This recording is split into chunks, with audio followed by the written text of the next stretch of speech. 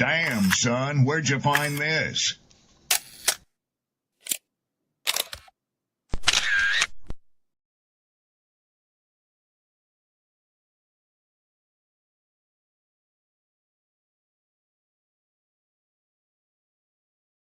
Who taught you to hate the texture of your hair?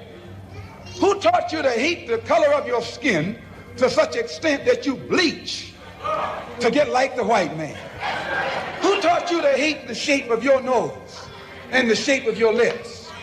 Who taught you to hate yourself from the top of your head to the soles of your feet?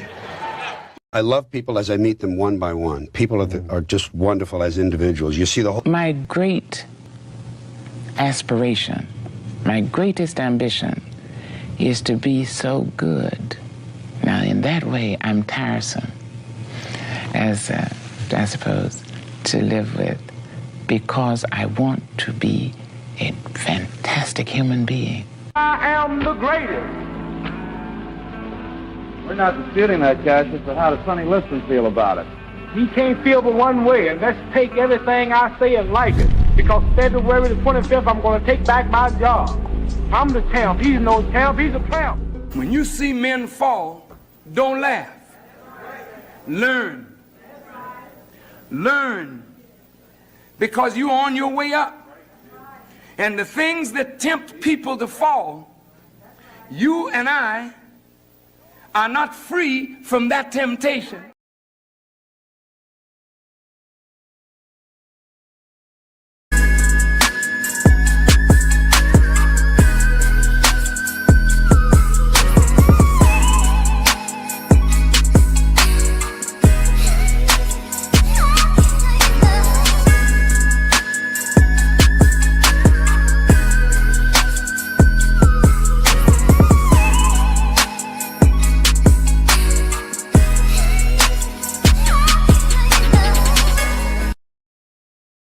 Yo, what up, what up, what up, what up, what up?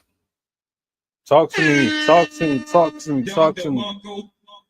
What's the word? What's the word? Hey, this is one of them nights, man. I'm excited. I'm feeling good. I'm feeling blessed. I'm feeling like grace is on me. I feel like everybody who is here that's watching, if you got air in your lungs, yeah, I think this is a time to celebrate. Don't you think we should give ourselves a round of applause? I think we should give ourselves a round of applause. I see the title. I got my crew in here, man, my partners. The pop-up just kind of shifted the atmosphere. It changed the energy just a little bit. I got my man Night Star Skywalker in the building. I got OTC in the building.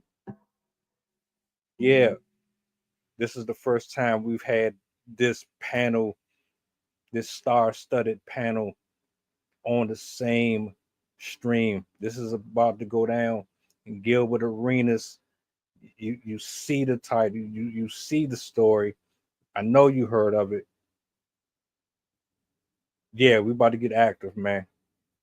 Shout out to my writers, poets, content creators. Shout out to Sydney. Shout out to Rob. Shout out to Robin.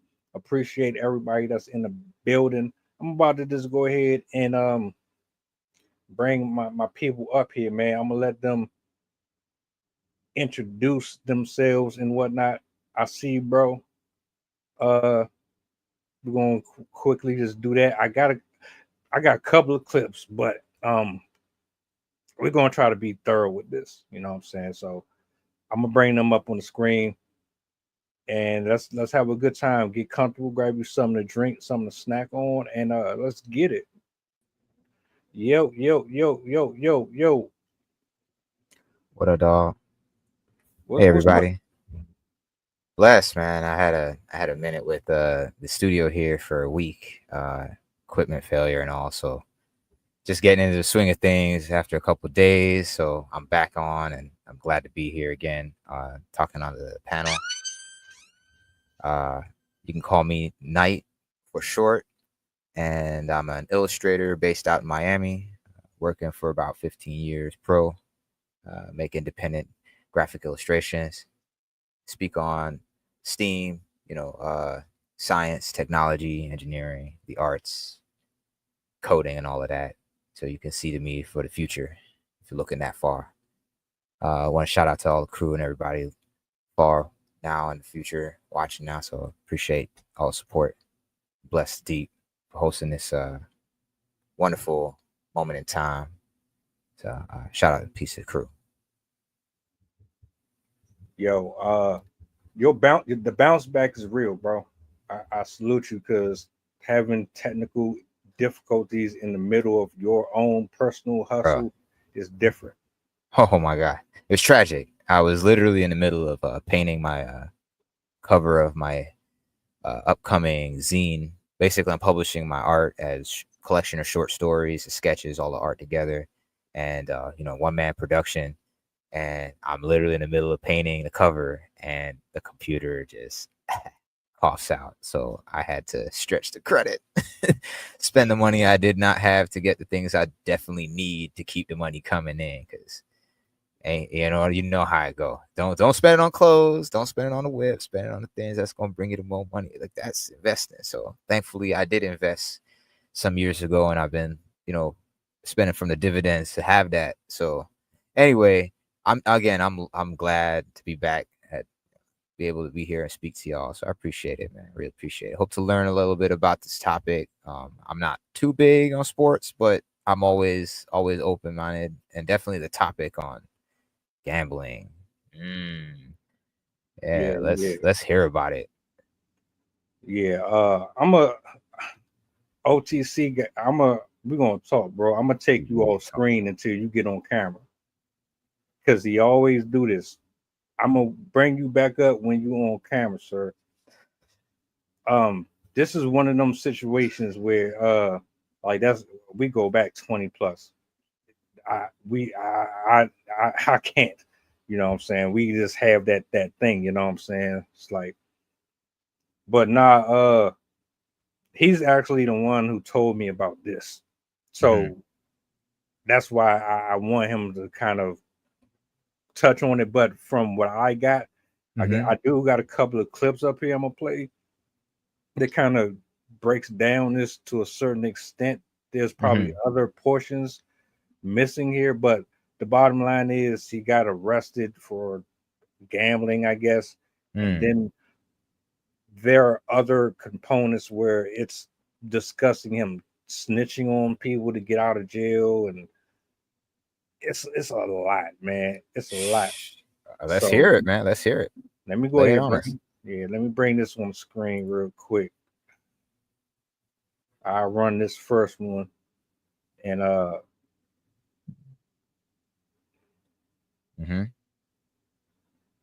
house days later on fire in what several law enforcement sources say they believe was an arson designed to destroy potential evidence.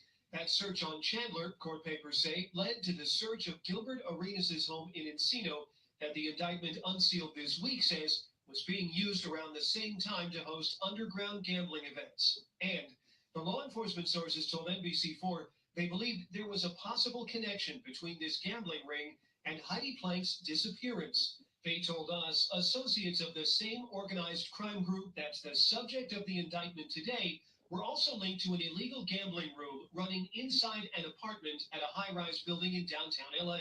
There's no indication Arenas or anyone named in the case today was involved in the downtown poker room. But that building is where Plank was last seen and where her dog was found wandering on an upper floor. Sources told us evidence found at the Chandler search helped build the gambling case charged this week, but it did not help explain Plank's disappearance. She attended her son's football game in Downey that day, left at halftime, and was later recorded by security cameras near the apartment building downtown. Her car was found a week later, parked in a different building's garage. The LAPD said it found forensic evidence at that first apartment building that suggested she died in some kind of incident, and in turn, that led to the Chiquita Canyon landfill, where detectives spent days unsuccessfully searching for her remains. Oh, God. Oh, man. I ain't in CSI, but consequentially, somebody doesn't go missing for a week and just show up at a Burger King eating a Whopper. Like, oh, I'm chilling. Like, Yeah, bro. I'm gonna have to dock your pay, sir. Yeah, just take it out my retirement. Hey, how's it going up there, man? Night, man, bless up, nice to meet you, Night. bless up, man. Uh, what's going on? It's Saturday. We gonna get into this topic with Gilbert Arenas. Man, he is a former basketball player because I heard you talk about sports and stuff like that. But we ain't gonna talk. We ain't talking about no hoops. This ain't got nothing to do with him making a basket. This got a lot to do with him being a damn fool. You know what I mean? Yeah, I mean when you get to me, I tell Deep all the time, man. When you get successful and you made it out of a struggling environment, you know what I'm saying? You supposed to stay the hell out the way, man. That's my opinion. I think you're supposed to stay out the way. I think you're supposed to when you get blessed like that, I think you're supposed to be humble and don't do anything to jeopardize your blessing. And I agree. that's what Mr. Gilbert don't understand. I don't think he get that. Mm, So that's why we here today. Um, he has his own podcast. He talk about sports. He talk about these different players, and he bring a little shame on them amongst the other old players. But this is what you do. You gamble on the side, and then when you're doing something illegal, you got mm. to watch who you're doing it around. And I think he has a bad judge of character when it comes to his company that he keeps around him. Hmm. And I think that's what happened in this situation right here. He didn't watch his company and he got caught.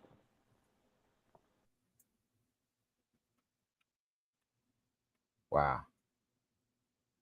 So yeah, clue me in. I haven't quite kept up with basketball outside of the 2000s, so I'm a little behind on it. But for the casual listener, casual watcher, like, uh, I guess you could point to the greater implications of, like you're saying, when you come up from humble beginnings and you get to that echelon where you have material wealth. I personally, I made a note on this a couple of days ago. Someone actually asked me, hey, if you had $1 million, what would you do? I was like, it makes no difference to me personally. And I'll just say it personally in contrast, it wouldn't make no difference to me because I don't have it now. If I had it then, I would invest it or give it away, right? Because I'm quite content how my life is. I got air in my lungs and I got my two hands. I can create my art and whatnot and help other people. That would just accelerate that. But that's just me. I can't speak for everybody and people in this situation too. It reflects on us, especially as brothers. We see another brother get up and successful. We always think like, what you doing to help the community? Because they birthed you, and you turn back and you see the little kids, you see the community center, the moms, the neighborhood itself. You have more than enough money, more than enough resources to connect and bring that up too. But I don't know about you. I never see any of that. This is what I want to address real quick. I got you. I got you covered.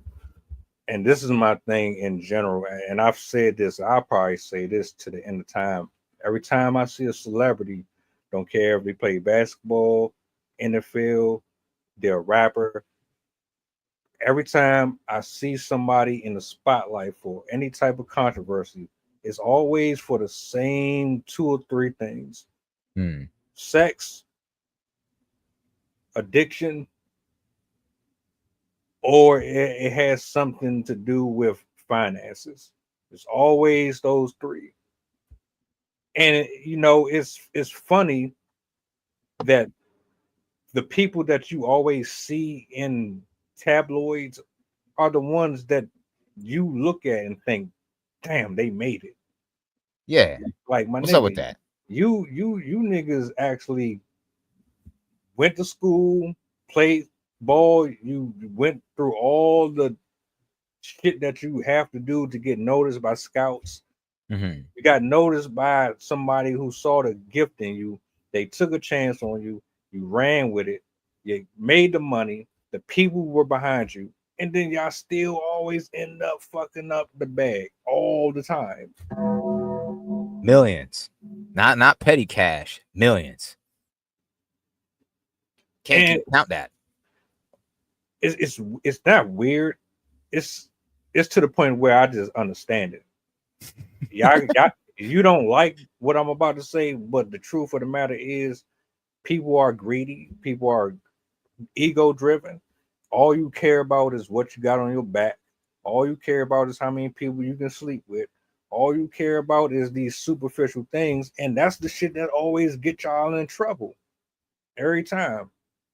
Damn. I'll stop there. I'll yield the mic, man. But yeah, like, come on, man. I think you touched on a good point. I think that's why they get themselves in these situations, man. We are talking about Gilbert Arenas and what he did, but shout out to Shannon Sharp, man. You know, shout out to Shay Shay. Let's put him on blast real quick. Man, bro. I mean, if giving a bag had a face, you know, I mean, here you go. I don't want it no more. Here you go. $50 million. Here you go. Here you go on the platter. There you go. That's yours. I mean, you're just giving it away. And I'm shaking my head to that. Why would you work so hard for years and just hand your success away? Here you go. Come in and take my life from me. Thank you. Damn. $50 million, bro. And that's what's been happening. And then we got, because we're talking about basketball, but we got former NBA players that was getting paid. They had a contract. You're getting paid nice money to play the game of basketball. That's to take care of your family, your life. And what you do, you still interested in crime?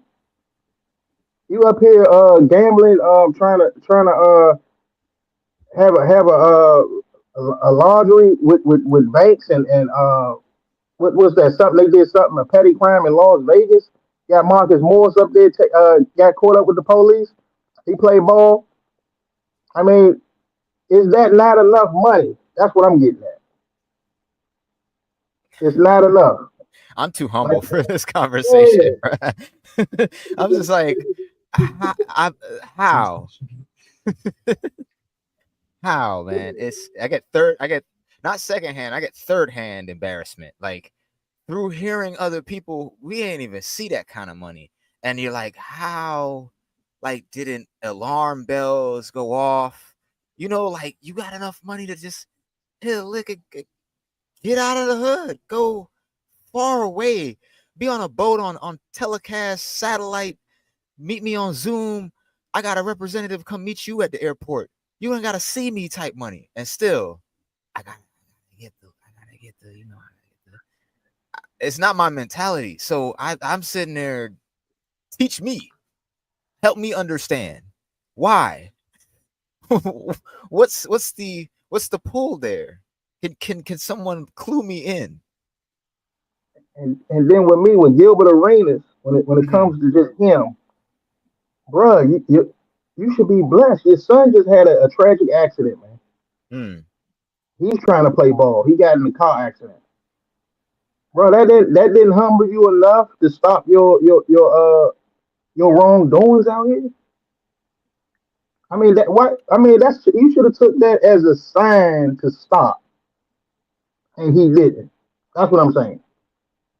He found a way to keep up negativity. I gave an example. I gave an example yesterday, right?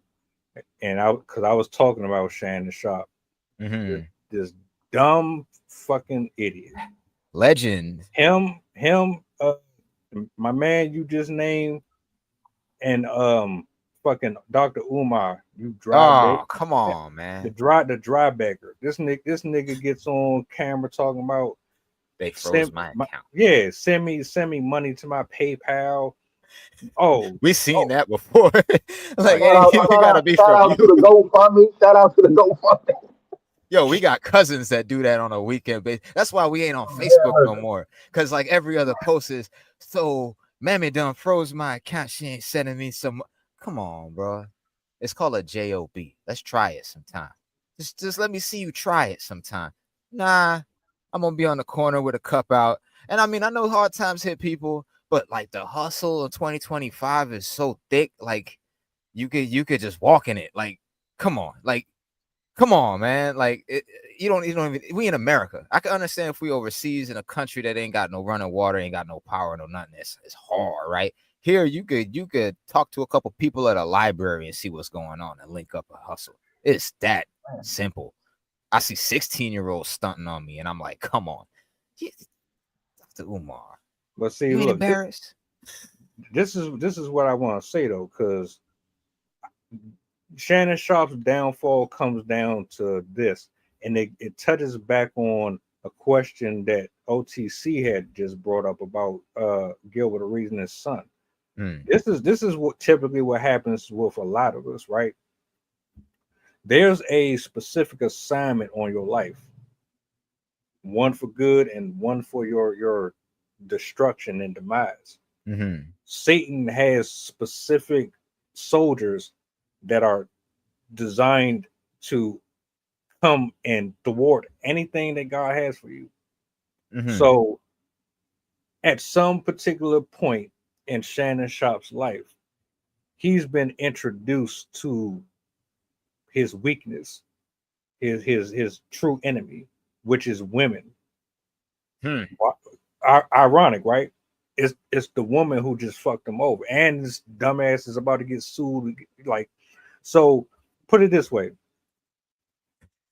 he starts exercising his right to sleep with whoever the hell he wants because he got the money for it. He got the title for it, and I mean it's preference. But God's grace and mercy gives you warnings. He's been. There's no way you're gonna tell me he's never been in this situation before. Where matter of fact, let me ask you this: have you ever been in a close encounter with something? You knew you wasn't supposed to be dealing with it, but you dealt with it anyway, and it's only because of grace that you got through it. But you still kept on messing around with the same shit. Bro, I don't have $50 million to lose, so me and my 50 cents, I'm even more careful. I'm just saying, like that's being disobedient. I'm just saying, I'm saying, like, all right, it don't have to be $1 million. You can have a smoking habit. You can have. That's what I'm saying. Yeah, so you get chances after chances to leave this stuff alone. Satan is looking at it like, oh, he's still doing it. He's all right. So I'm gonna go ahead and put that one woman in his life, and she's going to be the one that's going to execute exactly what I was trying to do. You were being saved so many times, you ignored it, and now you're in a space where shit, you've been listening. All right, well, this is what you get. Damn. That's a heavy. That's a lot, man. That's a good message. That's a lot of message in a little short spot right there. I would take it personally. In the past 5-10 years of my life, you start seeing repeated patterns. You got to learn the lesson. And for me personally, I learned quick because I'm dead serious about that. Seeing people go through the same cycle and you scratching your head and you're going, I could see that. I don't know what's going on, and I can see that is your obstacle, and you think it's a character trait. Like you gotta prove something. Oh no, maybe this one's different. I gotta do something about this, bro. You're gonna fall in the trap again, and you see it from a mile away. Like, bro, you're going 20 miles an hour in the ditches 50 yards away. You could just ease on the brake, maybe switch the lane. Nah, fall right in. I'm getting to the age where you used to see it like a circus sideshow and say, oh look, they go to clowns. And now I'm like, they in my way. They causing wreckage all over the street, and it's making a mess. So when I see it, I learn quick. Avoid it. Learn quick, because we all trying to get to the top of the mountain. I always say to people who I know positive, got their eyes focused, I see at the top, and I mean it. I say that to myself too. I see you at the top because we ain't trying to get distracted. Yeah, it's allowed to make mistakes, but a $50 million mistake, somebody in his accountant must have been waving their hands like that hurt me because I grew up knowing like football, Shannon Sharp, Troy Aikman. You know what I'm saying? Like we had our heroes, Jerry Rice, and bruh, gotta be better than that. You gotta be better than that. That's, I don't know, man. Y'all could speak on that a lot deeper than that, but I'm personally, I feel just embarrassed. Like we really, it's 2025. We got spaceships, cell phones, AI, drones. Come on, the future. Get with it. Damn, it's a shame, bro. I was gonna touch on what you said up top, deep man, about knowing your place and knowing damn well you don't supposed to be doing it. And see, like you said, they gonna get the last word. The man upstairs gonna get the last word every time. So if you want to be disobedient, like the Shannon Sharp, he was disobedient with his blessings. He was the $100 million man. They signed him a big contract to be on TV. He one of the most watched faces on the news coverage on sports. Gave him all of that success, and had what people gotta understand about success is it's an elevator going up, but imagine cutting that cord and watch that thing fall. Woo! It's a long way that down. fall is so long, ain't it? Woo! Elevator up, and then you just drop. That's what's going on with Shannon Sharp. And then it couldn't happen at the worst time. He up here talking about, did y'all have to fire me Friday or something like that? Why couldn't he wait till Monday? His brother that he looked up to, that he's so-called humble, he was so-called humble about looking up to his big brother, went in the Hall of Fame yesterday. Sterling Sharp, a beast. You know what I'm saying? He was right there with your Jerry Rice. You know what I'm saying? In the 90s, if anybody remember that. Sterling Sharp was a monster. He should have went in there. Barry Sanders, Deion Sanders, Terrell Owens. I could go. I mean, I had my Broncos. I had my Broncos long sleeve walking around in middle school. Like I knew what time it was. And come on, but like me and Deep were talking about WWF, WWE last week. So much things changed. So much things have changed. I feel like I'm not even that old to be so much has changed in the past 25 years. You speaking on it, it sounded like we talking about like stocks or something. It's completely different nowadays. So yeah, Shannon should know better. He really should know better. You up in that age, wisdom, you have sight. You can see, like you've been done that. You should know better how to have people, if you don't know what's going on, people around you, watch your step, and you still step there. And you see the girl he was with. I'm not judging his taste. That aside, you just going, she's young. She got an OnlyFans. Like, I don't really want to try to put the mind and the sheer mechanics of how that conversation went down, the exchange went down for you to exchange money and all. But I'm be like, dude, he's like what, 6'3", 6'4". He's tall, right? He's a big dude. And then he told on himself. That's the main weapon he got. His mouth is his weapon. Like if he just would keep quiet, this stuff you wouldn't have lost so much money, Shay. And then they told you not to mess with them snow bunnies, Shay. Oh my God. Them snow bunnies is what it is. Not disrespect. Look, we could be prejudiced here because we black. We could be prejudiced here. It's impossible for black people to be racial because we don't have that system. But to say that, we're just saying, bro, I always think to myself, it's not her, it's her family. I'm going to be around her and know that there's people behind her and people around us. They're going to carry that stigma. And me as a black man, I already got to fight everybody else. Now I can't even share my emotions with her because all she got to do is. I'm sorry. Snap. I gotta disagree in this regard. Black people are absolutely racist. No, we don't have a system. We don't have a system. What I'm trying to say is that she was always in his back pocket, and this man got her about 30 years. He in his 50s. I He in call his 50s, bro. I He call only 20 years old. I call her the financial terminator. Damn. Like I'm The financial terminator. Look, bro, every man and every woman, that's just keep it a whole buck. Let's every go. Man, No change. Every man and every woman on this planet got a vice. Huh. Everyone. Nobody is exempt. Shannon Sharp's vice is women. And he has a type. Satan knows you better than you know yourself. For real, like a heat-seeking missile, bro. Can't I I looked at her and looked at him and I said, damn, that must have been. Woo. Then he gets on Nightcap with Chad Ochocinco talking about, I don't want to date my age, I want to date my wage. So I mean, you telling on yourself, bro. You just can't stop. Stop talking. Okay, Skip. Okay, Skip. Okay, Skip. Like stop. You killing yourself, bro. Why can't you be more like your brother? Why can't you be more like Sterling? Sterling got his. We got the fuck out the way. He wasn't doing all this.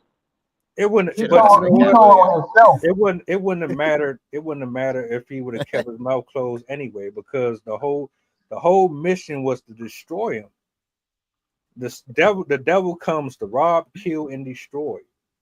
But to keep it real though, like real talk, do you honestly think that this coverage with him saying this to this woman would have blew up like this if she was black? No. Gosh, what? No. No matter how young she was, if she was 18 and black, it'd have been just like, like it wouldn't have got to this level. He would have got fired. He would have got fired. He got fired. It'd have been like he got a little because of somebody behind the company. Fired Shannon Sharp because of somebody running the company. Exactly that. Hold exactly on. that. So you telling me that if it was a black person, he would have still had his job? Yeah. I feel that in my soul. That's definitely what, because nobody would have regarded her as, oh, okay, whatever. Like, okay, she wouldn't even got $50 million. They're gonna bring everything but the relationship because she white. Oh, okay, it's this, that, and the third because she white. If she was black, and it's been some reporters on that stand been getting cranked, and they still sitting. Come on. And they still sitting. Come on. Matter of fact, Shannon Sharp cranked another reporter, and she still kept her job. Hold on, let me ask you a question. Is Cassie black? Yeah, if you got a drop in you, you ain't white. I mean, come on, man. That's a conversation I think more people need to. I'm asking because y'all said black people, if it was a black woman, it wouldn't matter as much. But Cassie just got what, 30 million? Because it's Diddy. Because it's this Diddy. Is what you're not listening to. It's not just the fact that the woman was white. The man had paper. Do you get that? And when you got paper, we're gonna send somebody in to take it from you, and that's what happened. That's what happened. You making too much paper. We're coming to get paper. You're gonna hand it to me. So it's not. It's beyond that she was white. I want paper. We gotta pull that one up again. Say it again, cause you got money. There's people outside lined up down the block. Everywhere he go, from the moment you get, come on. It's moolah. Moolah he got money. He got more money for himself. Come on. But you do know that if you're successful or you're on the trajectory to success, you're going to get tested. You're going to have temptations. It don't matter. You're on the chopping block. It don't matter. Yeah, it don't matter if you're Shannon Sharp or you're the fucking pizza delivery guy. If you're stacking, you're doing good, you're not in mess, it's going to come to you. Your vices, all that shit gonna come to you one way or another. But Shannon had shows outside of ESPN. He said he don't really need them; they need him. So it was like a mutual thing. I was already making money, but what they said about Shannon, this is why it's so bad for Shannon. They said he's the most successful retired player in the game. Name another player that stepped outside of the football and have all of this busy stuff going on and became just as famous like you would. Like most people use their football career. This man is famous as a football player and as a journalist. Name somebody that got up to that status that don't play no more. OJ Simpson. I want to say Deion Sanders. Rest in peace. I want to say Deion Sanders, OJ. He's coaching though. Yeah. Shit. John Madden. Yeah, John Madden. Damn, rest in peace. Damn. You know what I'm saying? It's not a lot. I see your point though. But see, but that's what I'm saying, and that's what makes Shannon Sharp the hunted, bro, because they saw he came up since he stopped playing. He was on CBS, he was on ESPN, he was on Fox, and they watched what he did outside and made a name for himself. So it's like, bruh, ain't nobody doing that. You got some people that's got podcasters and they making some paper. You see Cameron, you see Mace and all that, they doing their thing, but this dude had like 3 or 4 shows, bro. Like, and the shit blew up. And when you banking like that, you got people like the dude sitting next to him, Stephen A. Smith. He watching his money. Wow. Like, yeah. Man, look at all the money he getting, and then he come on the show and get another check. Damn. I feel like Steven Smith is the biggest hater in that whole entire industry. Like, if he's not on camera, like he's at home plotting on a notepad, like the number one hater. That forehead, you just see it plotting. I'm like, man. So no, like right off the top of last year. Let's keep it 100 on this. And all y'all agree what Shannon Sharp was doing. If he would have brung Stephen A. or like somebody like Stephen A. had something going on, he would have Shannon Sharp back. But I think, like you said, he's a low key hater because of Shannon Sharp's success, and he glad that girl took him down on the low. He might don't come out publicly, but on the low, when you talk about success, he's glad about it. I can see it on his forehead. Yeah. That's the thing about Stephen Smith. I can see his thoughts, and he I mean, it's true.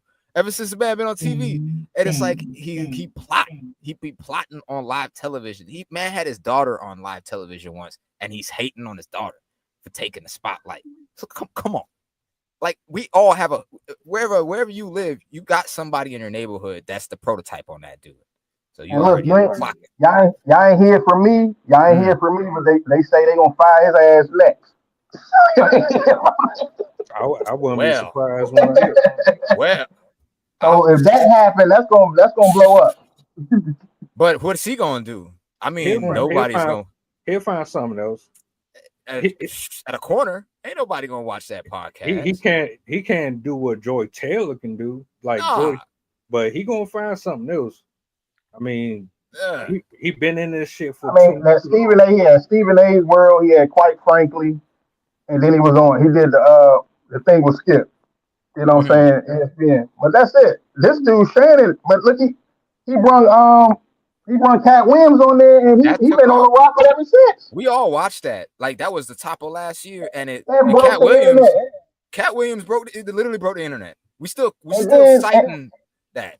It's amazing. And then everything he said is still happening. We're still citing it. That's how amazing it is. I just want to point out something.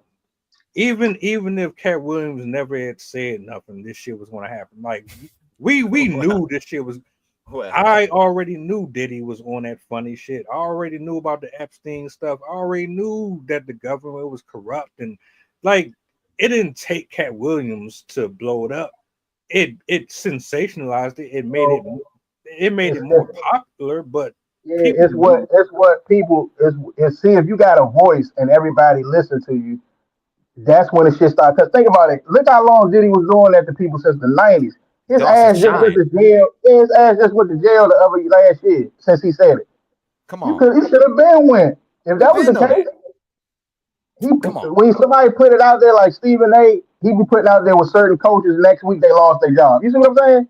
Mm-hmm. He said they not a good coach, now they got fired. You see what I'm saying? That's how it went with Cat. He started talking about TD Jakes and all. These man started looking. And people started looking. And then when we started seeing the signs, and like I said, we are still citing it. We watched. I remember, like, I'd never heard the dude's show. I was like, oh, he got a show. And Cat Williams. And it's like, you could feel the heat coming out of the clips. Like, oh, this is going to be a big one. And we sat through the whole hour and a half. And it's just bar after bar after bar after bar. And then that was in January. And then every month after, it's like, wait, didn't he say that? We go back to it. And he did say that. They And then kept we memeing replaying it. it. Did they not? Did they Bruh. not keep replaying it? Did Monique not Then warn Monique Shannon warned something him about too. messing with the women? She said he all the paper he got. She said he need to get with somebody and settle down. Did she not say that? I Did got she? a I got a question. I got a And look what question. happened to Shay. Let me honest question. Do you think that based on what Monique said that older women are less likely to trap you, set you up, lie on you versus a younger Hold a on. younger woman? Go ahead, Knight. Because Mm, what mm, yeah, because what mm. this is what bothered me. She's trying to say that younger women are the ones who cause all the problems, and older women Mm, are the ones that men basically need to settle down with, and they need to put all their trust into, and all this and all that. mm. And I'm like, I don't really know I if don't that. know. It's how you get there. Because we're talking about older people. So how do you get there? You had to be young and stupid at some point, right? So like, ain't no fool like an old fool in my book. So if you were messing around at 20 something and you ain't learned your lesson, you're gonna be 45 and still tricking, right? So to me, it's like when you said that, I'm like, I don't know, man. If like, I'm not judging book by its cover. Everybody got their own lifestyle, own story. Mama said everybody could write their own book, but if you got 45 and you still messing around and doing that crazy stuff, you just better at it. You know what I'm saying? So like, you gotta watch your step. You gotta watch your step. Oh yeah. Oh, she seen all kind of stuff, but you step wrong, and she already had 5, 10 dudes who did that in the past when she was younger and a little crazier, and she learned to calm. I put quote calm down. She gonna do it on you. She gonna do it on you. She ain't gonna think twice. She gonna be like, oh, I remember because Rashad did that to me. They start snapping and having relapses, and you in the way. So you gotta be careful with that. I hear Monique. Monique had her own little love curve up and down. So again, she was just trying to be, like an older big sister. I'm trying to look out for you, Shannon. Please, like you say, I know your vices. I see what you're doing, and we see like the community. We know those moves. Please slow down. Don't do that. You're gonna get caught up. And he got warned 3 times. You just named 2 of them, and he stood in. He didn't get the message. So I can't say it to brother. We can't say it to brother. That's the trap that the devil put in his path, and he fell for it. Like, just like Gilbert Arenas, it's something in you from where you come from. I don't know if it's something okay. I'm gonna also bring another thing about that. From where we come from. You play Grand Theft Auto San Andreas.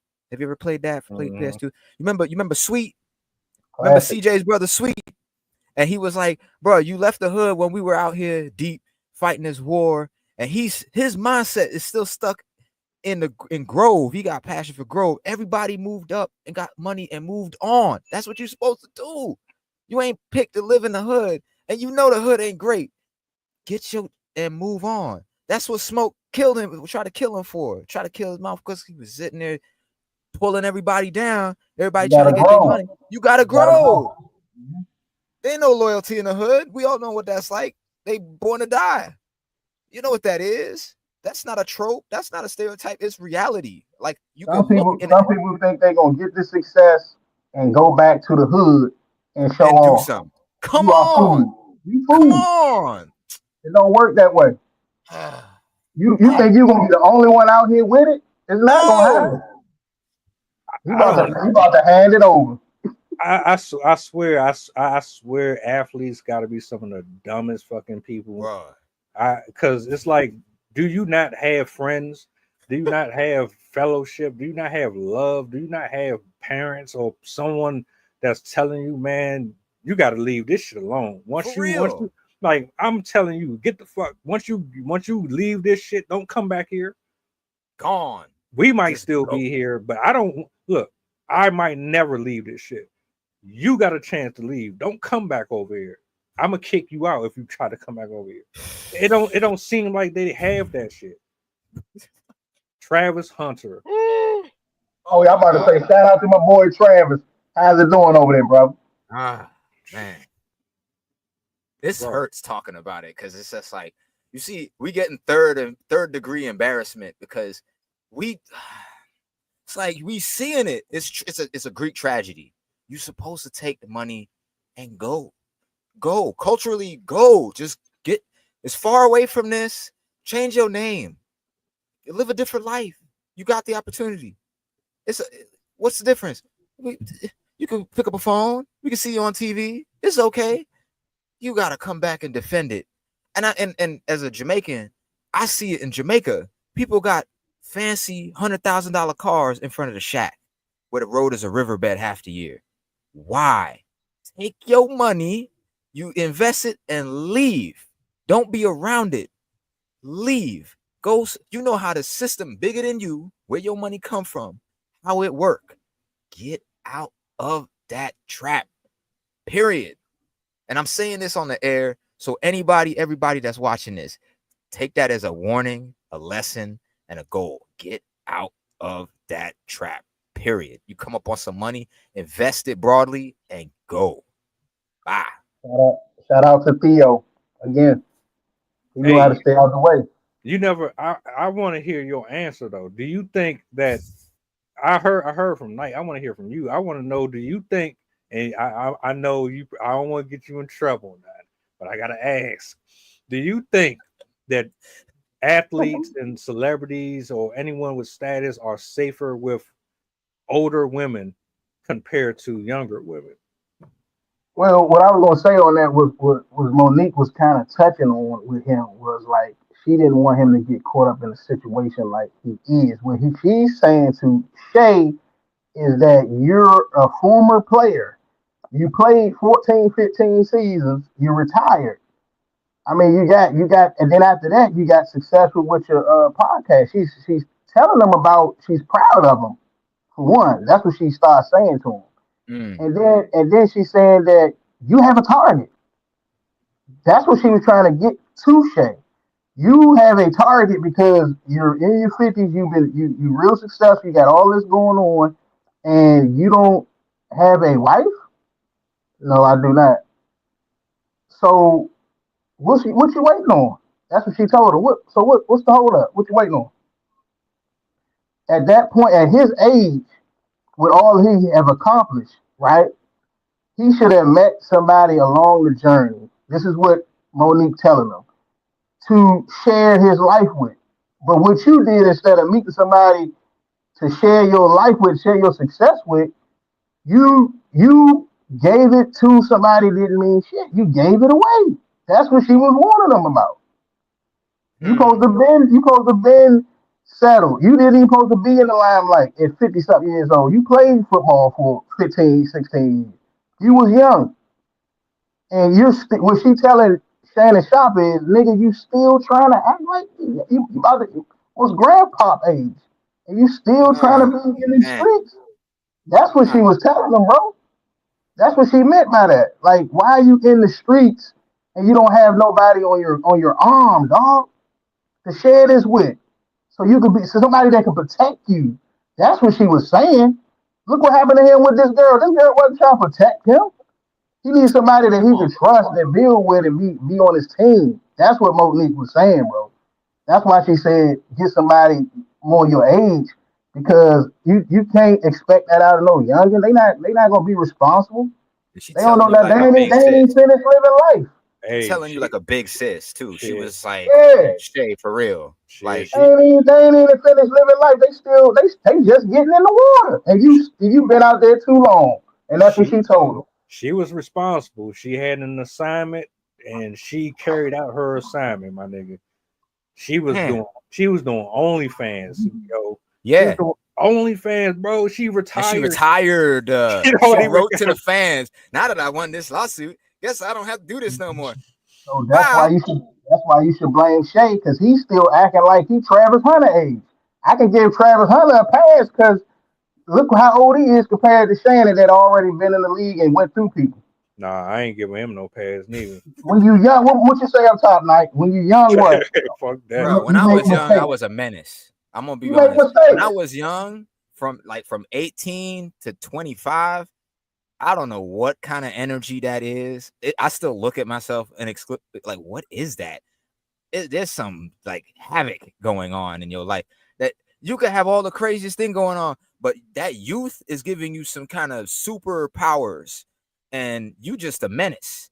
So we could look, and I could say this to anybody 18, 25, you have the greatest energy in the world. Don't let nobody talk you out of it. Do everything you can, but do no harm. Okay. That is exactly the time you do all of those things, so that when you get to Shay's age, you ain't got nothing to prove to nobody. Oh yeah, I did that.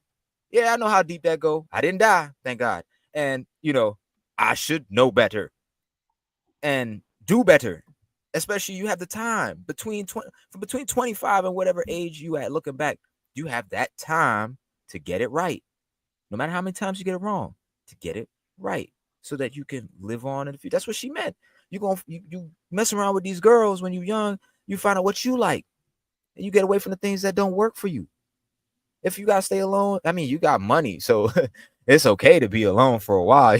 Your money will keep you company, but you gotta do better. And this is what I'm saying, why I feel third-party embarrassment, because I know him as a Hall of Famer, as a legendary player. You know what I'm saying? We got reels of this man doing some incredible athleticism. He's capable of that, and yet his mind ain't there. He what you said up top, like he not ready to what? Let it go. You said you gotta let it go. How to let That's it go. all you had. That's what Monique was saying, Shannon. Why can't you just let it go? You got this money. You doing everything, Gilbert. What's wrong with Gilbert, man? Why can't you let it go, Gilbert? I mean, Why you had to go and do that gambling shit? And you a retired player. You did that dumb shit with the gun in the MCI center. I'm like, why are you doing stuff like that? And they giving you a contract to play. You're going to get paid. Why are you doing that? I think we severely underestimate addiction. I think we severely underestimate addiction. Mm-hmm. I think we don't understand that addiction is not necessarily just a drug or alcohol, right? But it's your ego, it's your attitude, it's your inability to listen, it's your being over sexual, it's your arrogance. It's a number of different things that you can be addicted to, and you can be 50, 60 years old. Look, Vivica A. Fox is fucking, she's 60 years old. She got a fucking BBL. Still talking about 50 Cent. Still talking about 50 Cent. Yeah, like I remember her walking with him on the was it the VMAs? It was the VMAs, right? And you seeing her on their arm, and you're like, for a moment, and I remember what it was like watching it. For a moment, you're like, there's some peace in the community. Like, like, look at that. Like, look at that meetup. Like, he's happy. He's never happy. And look at her. She's not cussing somebody out. Wow. This is cool. And then you hear they broke up, and then you start imagining things like, what was it like in their house? Why wasn't she satisfied? And then you see how he bounced back with after the vitamin water deal, and then his business moves. You see what he was rapping about it. This man is a driven business dude. Like, he's about it. I ain't got nothing to say against him. He could talk he has his license to talk shit. There you go, boss. You go ahead. I'll be waiting for your shit talk. You earned it because you about it. I respect anybody 100% on what they word. And that right there, like you said, you're 60 years old. Move on. You got fame. You have money. You're written in books. You got movie credits. You don't have to. You're not like us grinding regular every day. You never have to work a day in your life. Why? The only thing you can do when you get his age, Shannon Sharp age, and Gilbert Arenas' age, after what you've been through, is finding new ways to give it back. That's what I'm saying. You did all this to get it, but now you finding new ways to hand it over. Let me go mess with this snow bunny. Let me go get this AR-15, man. We ain't doing nothing. Let's be a trend. It won't get out. The amount now your family affected, everybody's affected, and then all you're doing is bringing your fame, because you said something about fame. You bring your fame down, you're gonna be ashamed. It's written now on your Wikipedia forever. Like, people gonna be like, and And it's already updated on Gilbert Arenas' Wikipedia. This event. It's You not gonna be gonna. a disgrace. Come on. It's not gonna stop nothing though. Shannon Sharp's still gonna. He's still gonna make money. You know We what ain't I'm saying? saying I ain't, but It ain't we gonna be. never gonna let the allegation slip. Bro, It's he's not still gonna gonna be. make money. He's still gonna make money, but he ain't gonna make the same money. You know how much money he just gave up? 50 million is not small change. That's And a being nice. and being fired ain't no joke. He got fired. They ain't gonna fire him for no reason. Mm. He got Damn. fired, bro. That money ain't You know coming what that in the means? same way. You gotta find where that money gonna come from else otherwise. And everybody will know. Hey, weren't you fired from that thing? Oh, didn't you get caught up in that thing? So listen, perception. My mom says manners will carry you through the world. People gonna remember what your reputation is, good and bad. They There gonna you remember go. it. They gonna always remember that. I'll tell some of these people younger, always chasing clout. They want, people hate. They like haters. Oh, if I got haters, it's a validation. Listen, I don't want nobody talking bad on me. You ain't gonna speak. If you speaking lies, the lies gonna land on you. So ain't nobody gonna talk. Ain't no mess about me. And I ain't perfect, but you ain't gonna talk no mess about me. So your reputation precedes you. You gonna go into a place now. You gonna need where you gonna get that money? It's not gonna fall out the sky. You missing $50 million, and it's not gonna come all at once. It's gonna come out over time. So while you paying out other things, the money gonna be fluctuating. It's gonna trend lower if you don't replace it. And That's then how would you feel? You trying to carry on, like you said, he gonna be all right. You trying to carry on and do what you been doing before it happened, and then everybody's out saying they're gonna Shannon Sharp, they're gonna rape it. Like that sticks to you, bro. That's a stain on your yeah. reputation, man. It, Fuck the money. Fuck that money. like I understand what y'all saying, but it's like You're gonna be remembered for some fuck shit. But here's the thing though. People don't be giving a shit though. Folks You are say that, but they really be giving a shit. all right. So Joy, so They really be doing. hold up. I mean, all right. I give you a perfect example of what I'm talking about. Cardi B robbed and drugged niggas. She admitted that she did it. Don't nobody. That was before the fame. That was before the fame, though. No, I don't care. She did the shit though. Don't nobody care. People cared more about her offset. Yeah. And people know she was a stripper. So it's like, okay, listen to what she rapping. She's not rapping about revolution. Offset wiped her up after that. And then after that, she had a child, and all she could do, like they broke up. You could tell she changed. She's like, I can rap about this because I was about that. That's clout. That's certified. Like, okay, you earned that. You could talk about that. We have the code of the streets. Like me and Deep were talking about rap back in the day, hip hop back in the day. You don't rap about stuff you only fantasize. You did that. So she rapping about shit in my interpretation as a warning to girls who are doing that now. Like, don't do that because I was the baddest. You competing against me, and now I make legit money. So when I'm telling you, like Trina is down here in Miami, we ain't trying to compete against that.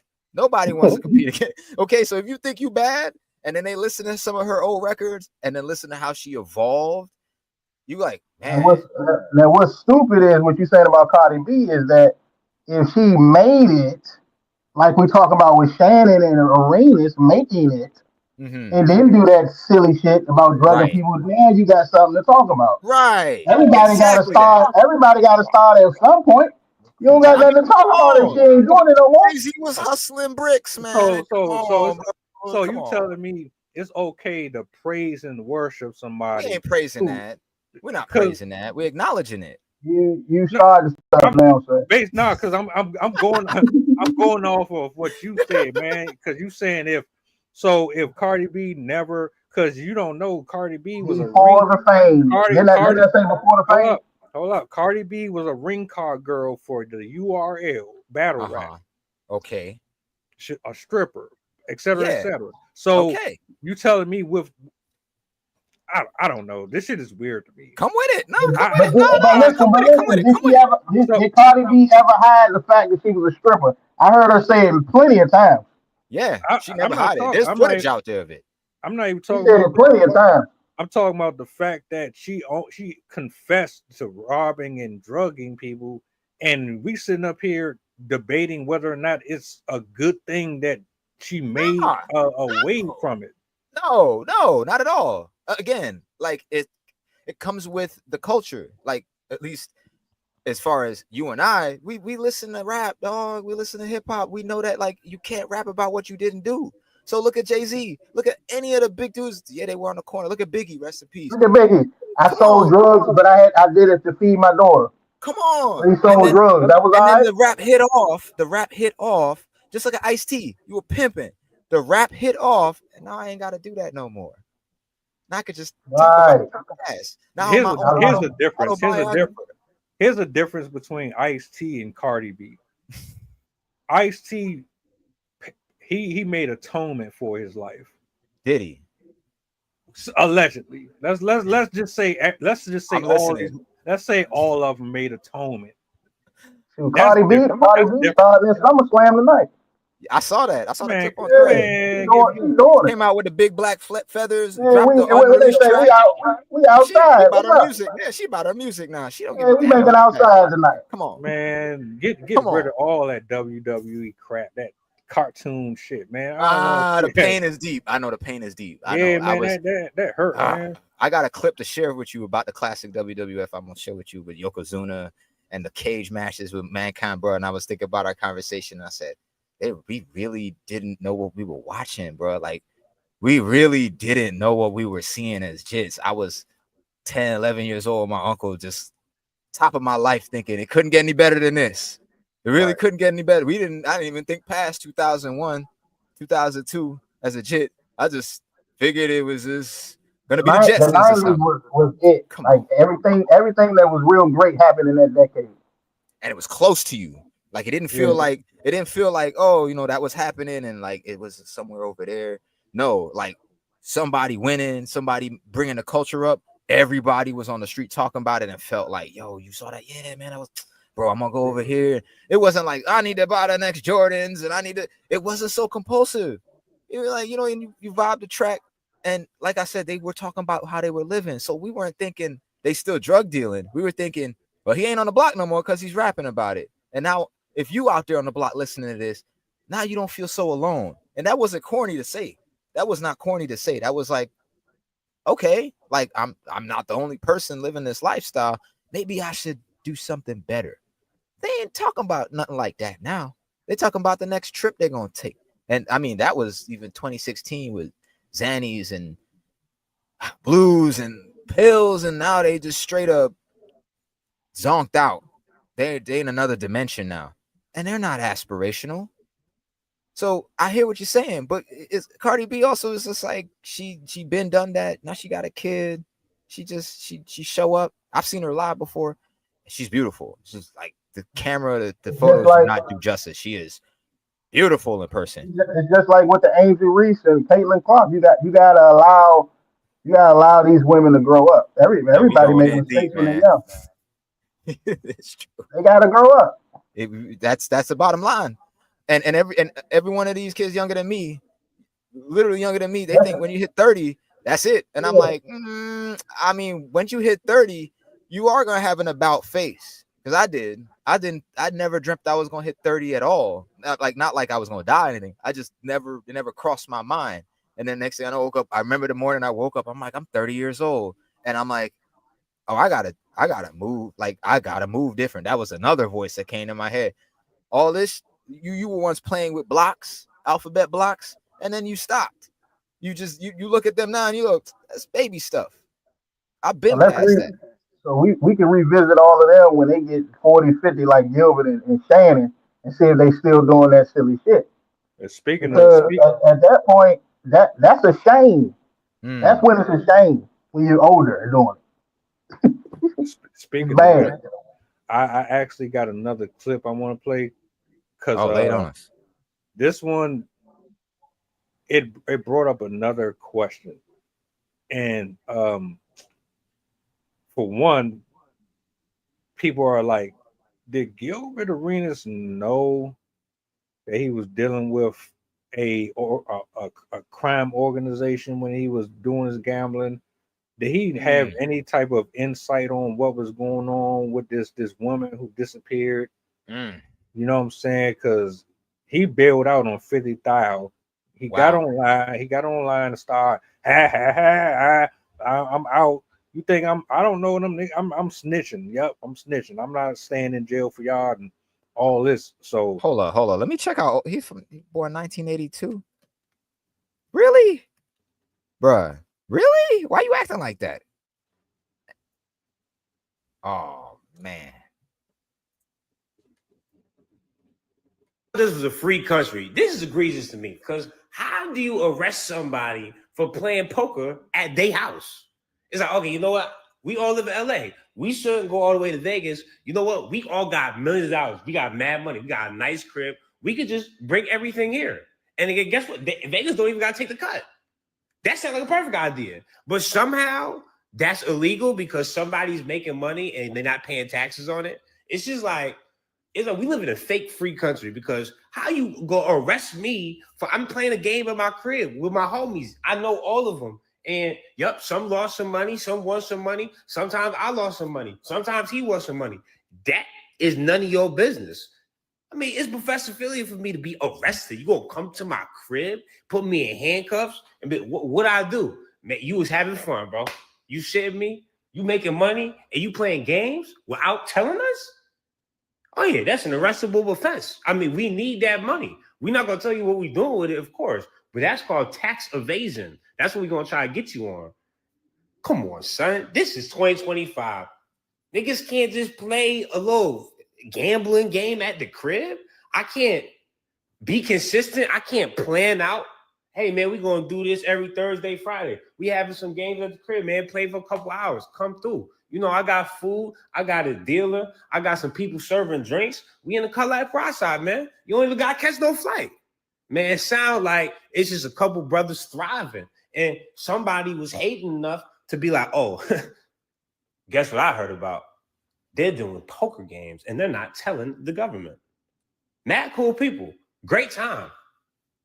You should tell the IRS. Maybe you should tell the cops. Somebody should get them. I don't know. They're having a little bit too much fun over there. I don't know what to tell you. What?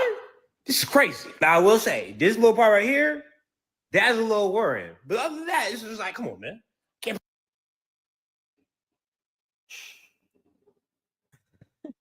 yeah. Yeah. Wow. Lead that off, Deep. Lead that off, man. Set us up on that one. Hey, man, I understand where you're coming from. At the same time, it's like,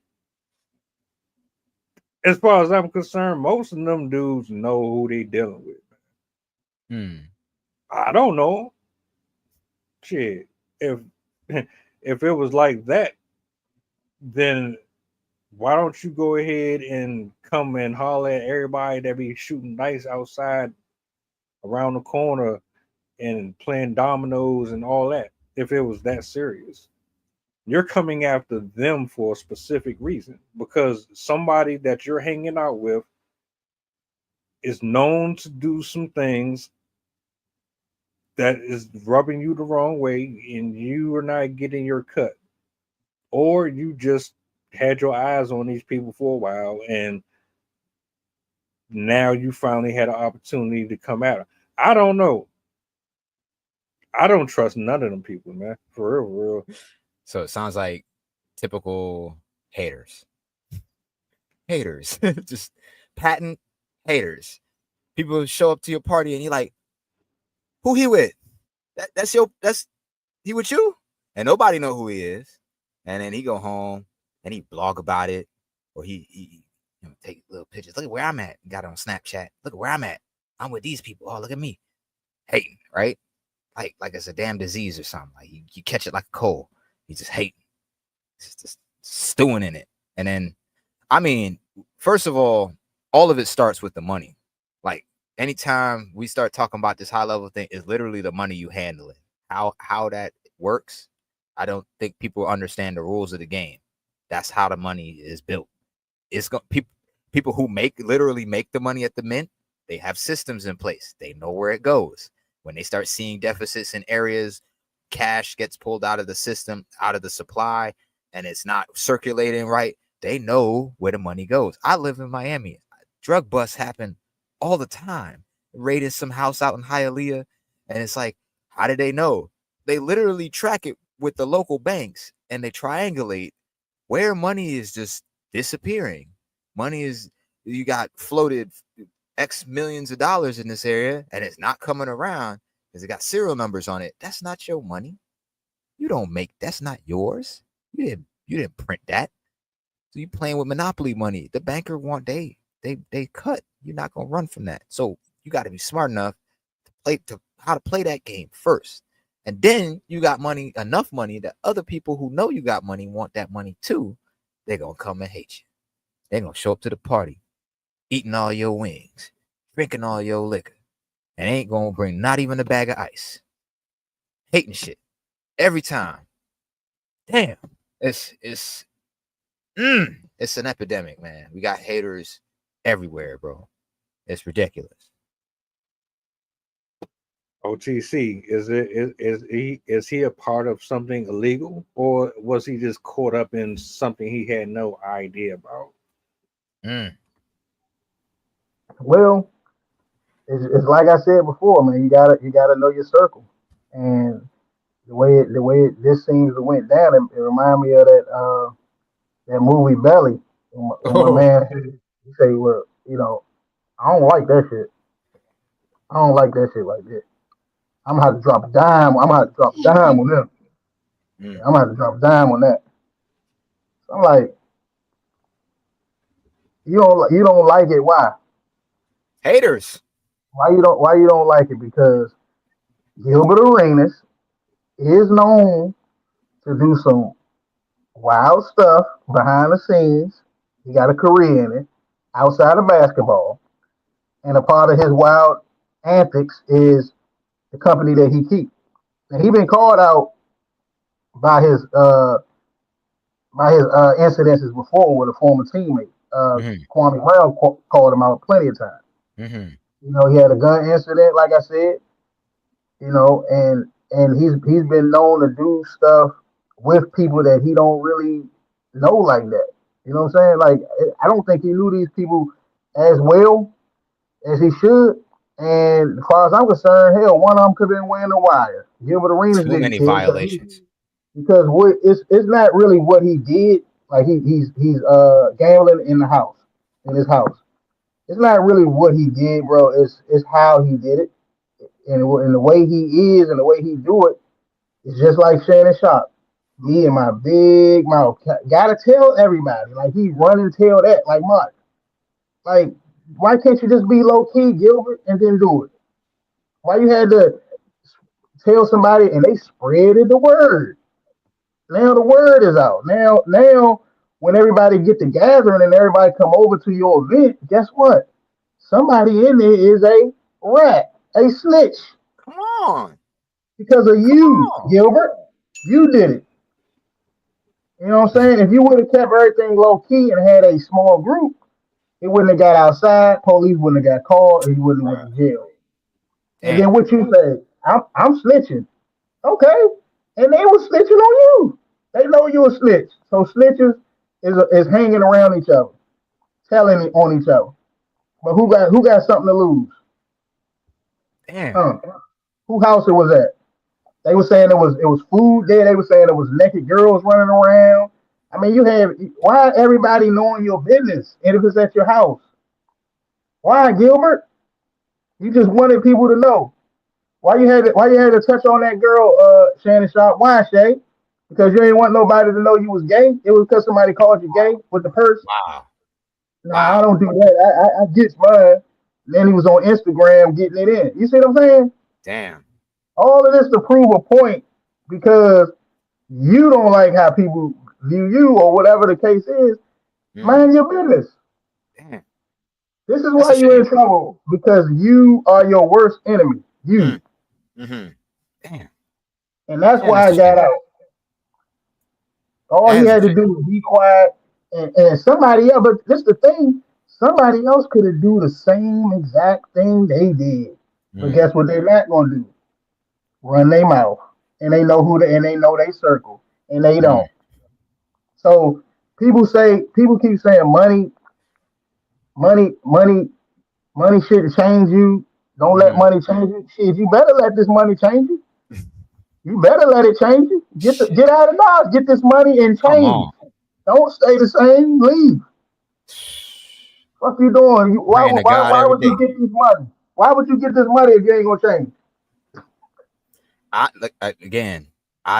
look at that lifestyle and I say to myself, thank God that ain't me, because I know what I would do. Like you saying, like, you see how it seemed like it's we got the memo. Get the money, elevate your life, and get the hell out of here. And how these people get blessed and we don't get blessed, that they just be doing all the worst things. I'm sitting there going, I know I ain't no savant. I'm not like the smartest person in the world, but I know not to do that. That's just it's, you know what I mean? Like I try, dude. I really try every day, and I try to I humble myself, but it's like, bruh, like, that's what I'm saying. If we all get, say for instance, we all get handed $1 billion in our life right today, that's gonna change our life, right? Instantly, right? So what I'm saying is, however we are before we get the $1 billion, we don't got the $1 billion. However you are before you get the $1 billion, you're going to enhance whoever you are once you get that $1 billion. That's all they know. But see, look, here's the thing. It really depends on your. It depends on the person, the character that you have prior to the money. That's what I'm saying. That's what I'm saying. Because you're gonna do good things. If you're a good person, you're gonna do more good things with $1 billion. If you wasn't on that, you're a bad person. You're gonna do a lot of bad things with the money. That's all you gonna do when you get the $1 billion. And it seemed like only bad people get that money, because all the good people just want to help, and we broke it. We broke it. It's laughable. I wish it wasn't funny. All the money do is just tell on who the person is. Tell them. Another thing is too, I think a lot of the successful people who are moving the correct way, they don't have the desire to be on camera every day. True. They're not trying to be flashy and show off their Cartier glasses and all that stuff. They good being in the cut, letting the money work for them, because they understand something that the rest of the world doesn't get. And that's why I was saying, like, your character really matters. Your mindset, how you perceive the world, and how you're looking at people for who they are and not for what you want them to be, makes a huge difference. A huge difference.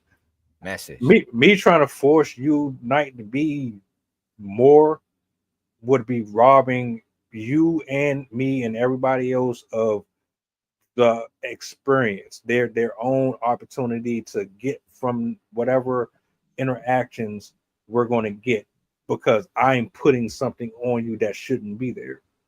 You can't go into Hollywood or go into these spaces trying to fit in. You have to remain you at all times, whether or not they like you or they don't.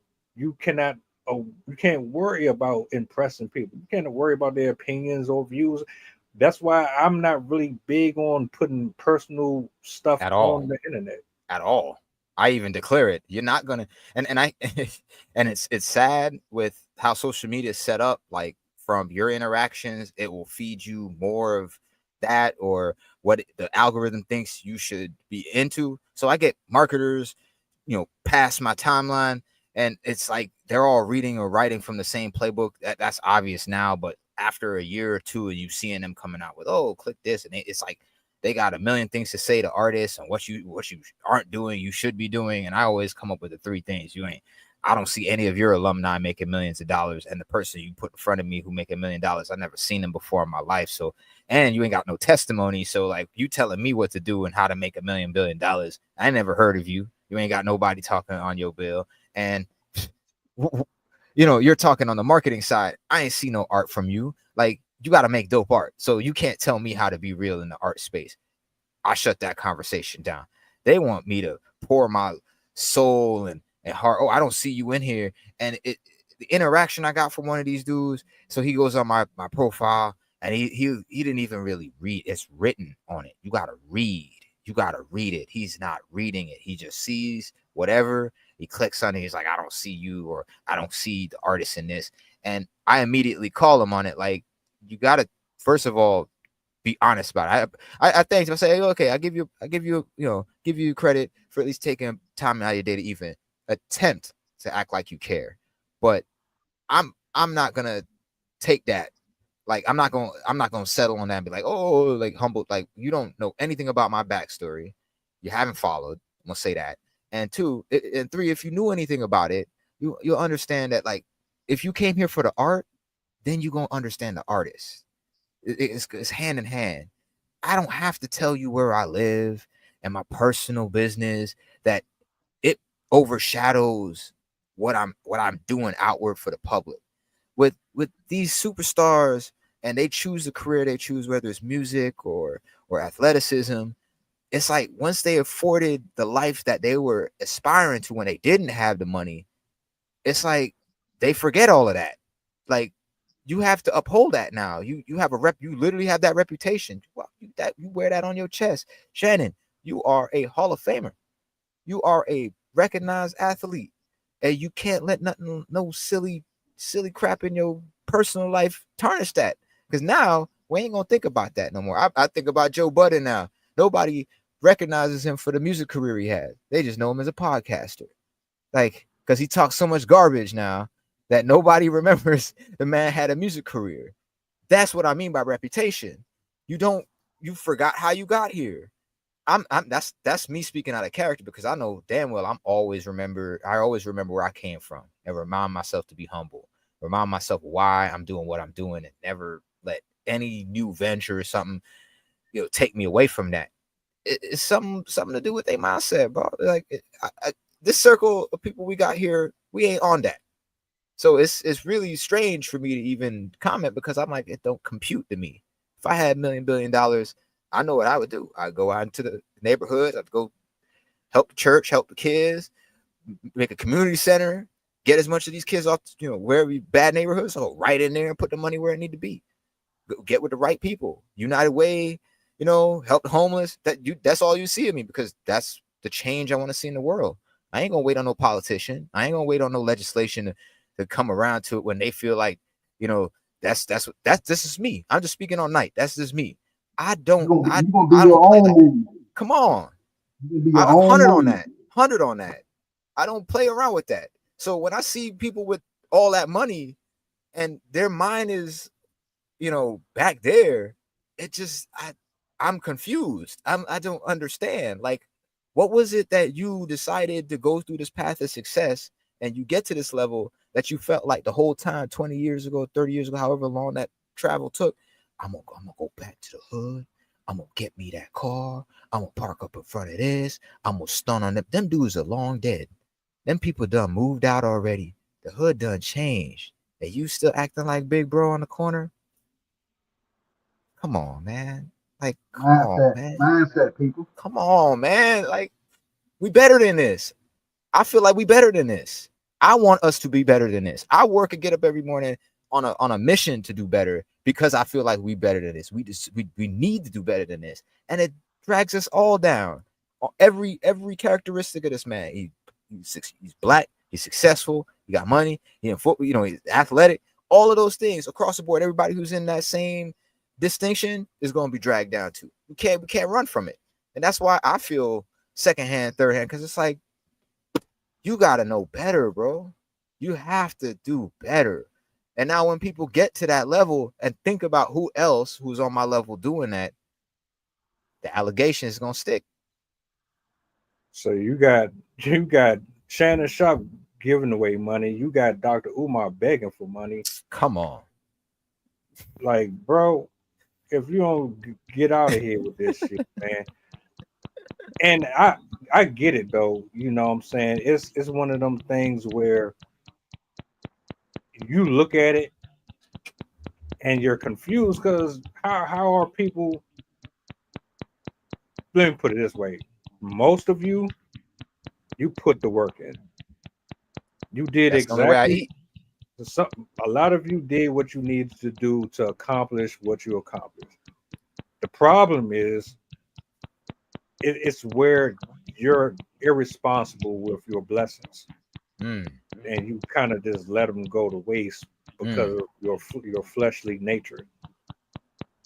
One thing that you can escape, none of us can escape. And so, I mean, I'm not surprised this happened to him. And Sydney said something about this yesterday, where you're seeing over the last few years, a lot of them folks are getting exposed for what is really going on behind the scenes. You know what I'm saying? Yeah. He's not the first. He's not the last, unfortunately. And it does make us look bad. So bad. It's just we got to do better. I look at all of them and I'm like, yeah, thank you for showing me what not to do. For real. Thank you for showing me thank you for showing me who I ain't supposed to be around. Bingo. I need to have better conversations. I need to be more direct. I need to be more involved in reading my documents. I need to have a small circle. I should not have a whole bunch of people around me. Be careful where I go. Pray over everything. Don't take stuff from certain people because you don't know if they're practicing in sorcery and all that. Like, you got to really dig deep. True. Dig real deep and stop being so superficial.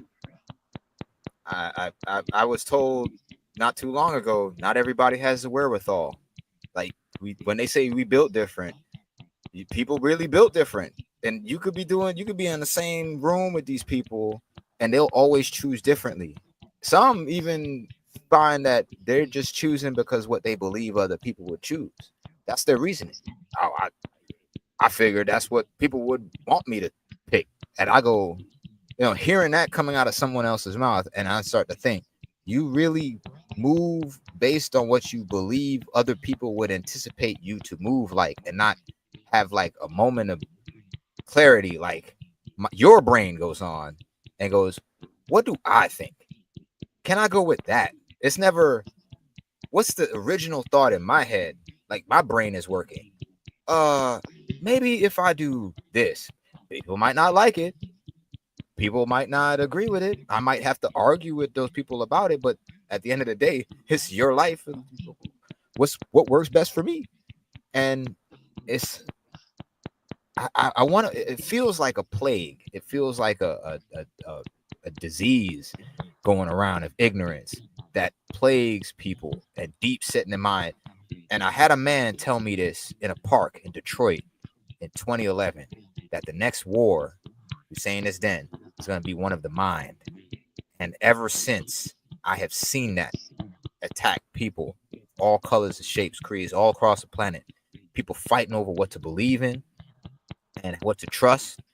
And for some people who recognize, like you say, we see this happening to some people, we go, no, that ain't going to be me. Some people, they catch on and they have the wherewithal to go through it, knowing that decision, the hard decision to make, is the best one, because you don't owe nobody for that. You paid the cost up front. That's how I live my life. I pay the cost. I ain't passing it on to nobody. Ain't nobody gonna be like, oh, because you did this, now it's harder on me. No, I did the work. I did the hard decision. You got that money, you invested broadly, so you don't fall back in the pit. You make sure you have good people around you that want to see you succeed, but also got their own joint up, that they're not coming to you every day expecting you to put food and water in their bowl, right? Like, we don't like that when we not got the money. That when you got the money, now you got a bunch of people show up every day you've never met that came in with the people that you did have in your circle. Now they got +2 and 3 guests on the guest list just to hang out with you. And they're so insecure. These people who got all this money, so insecure. Again, it foils my character. I learned I gotta double down on me so that I don't end up like that. I can never be that insecure. Ain't nobody gonna come into my circle and make me feel small, because I built every brick of this. I know how this structure is. We see these dudes with this money and kids when we were young, we looked up to these people, and it's like they did that. We can never diminish them.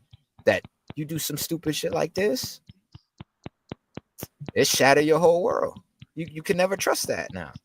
I mean, I had to get into my 20s to see all my heroes die. That I saw them what they were. Okay, cool. And people get old and they pass on, they make mistakes, whatever. But these kids ain't even out of their teens, and they ain't got nobody to look up to. It's heartbreaking. It's heartbreaking, man. Like, we gotta do better. That's my the end point is, like, I see that we gotta do better. I don't even want that foolishness. We gotta do better. Do better, Gilbert. See, the reality is most people be stuck, and then they want you to be stuck with them. Nope. You know, they already stuck, so they want to pull you down. The crab in the barrel mentality. You know what I'm saying? Trip you on up to your success. They want to trick you out your success, so you can be on the glue trap with them. Nope. That's fucked up.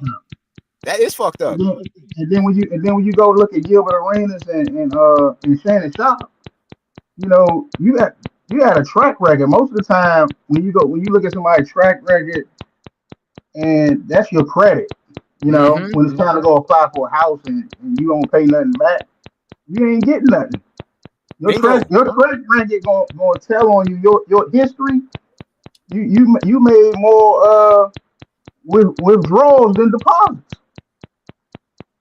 Let that thing in. You made more withdrawals than deposits. So if you're making more withdrawals than deposits, then that's who your ass is. Run tell that. That's who you is. Huh. And the crazy part about all of this, man, is we got to get to a point where we need to be on God, and we need to help people while they up. Because look, we can sit up here and talk about Gilbert and Shannon right now and talk about what just happened to them, like we're talking about them, and say, "Man, they embarrassing." But you can embarrass us while you're winning, because you get all this money, and your actions is embarrassing. You embarrassing us, so you can be an embarrassment to the culture before you fall. Right. Before you fall on your face. But to be fair, we wait until somebody hit their face to say, "Look at him, look at that." We got to be fair about this, though, man. The black culture, we do that shit to ourselves too. A lot of us, man. The shit that we celebrate and we make popular and famous and cute and attractive, and we sensationalize our own problems. That's a whole show in itself, bro. It is. I need to come through with a book, and we need to read from some research topics for that, because we celebrate each other's failures, bro, and that's a damn shame too. It's a damn shame, for real. It upsets me. It's a damn shame. Like, with each other's failures, like, damn.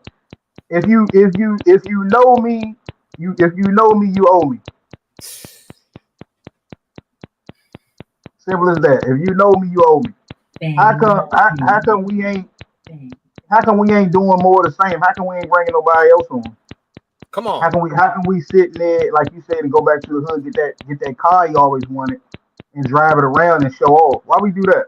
Why? Why we be a damn fool with money? Why? I want to ask. Before we go, because I know we winding down and stuff. But you know, this is Saturday. This is late night tip.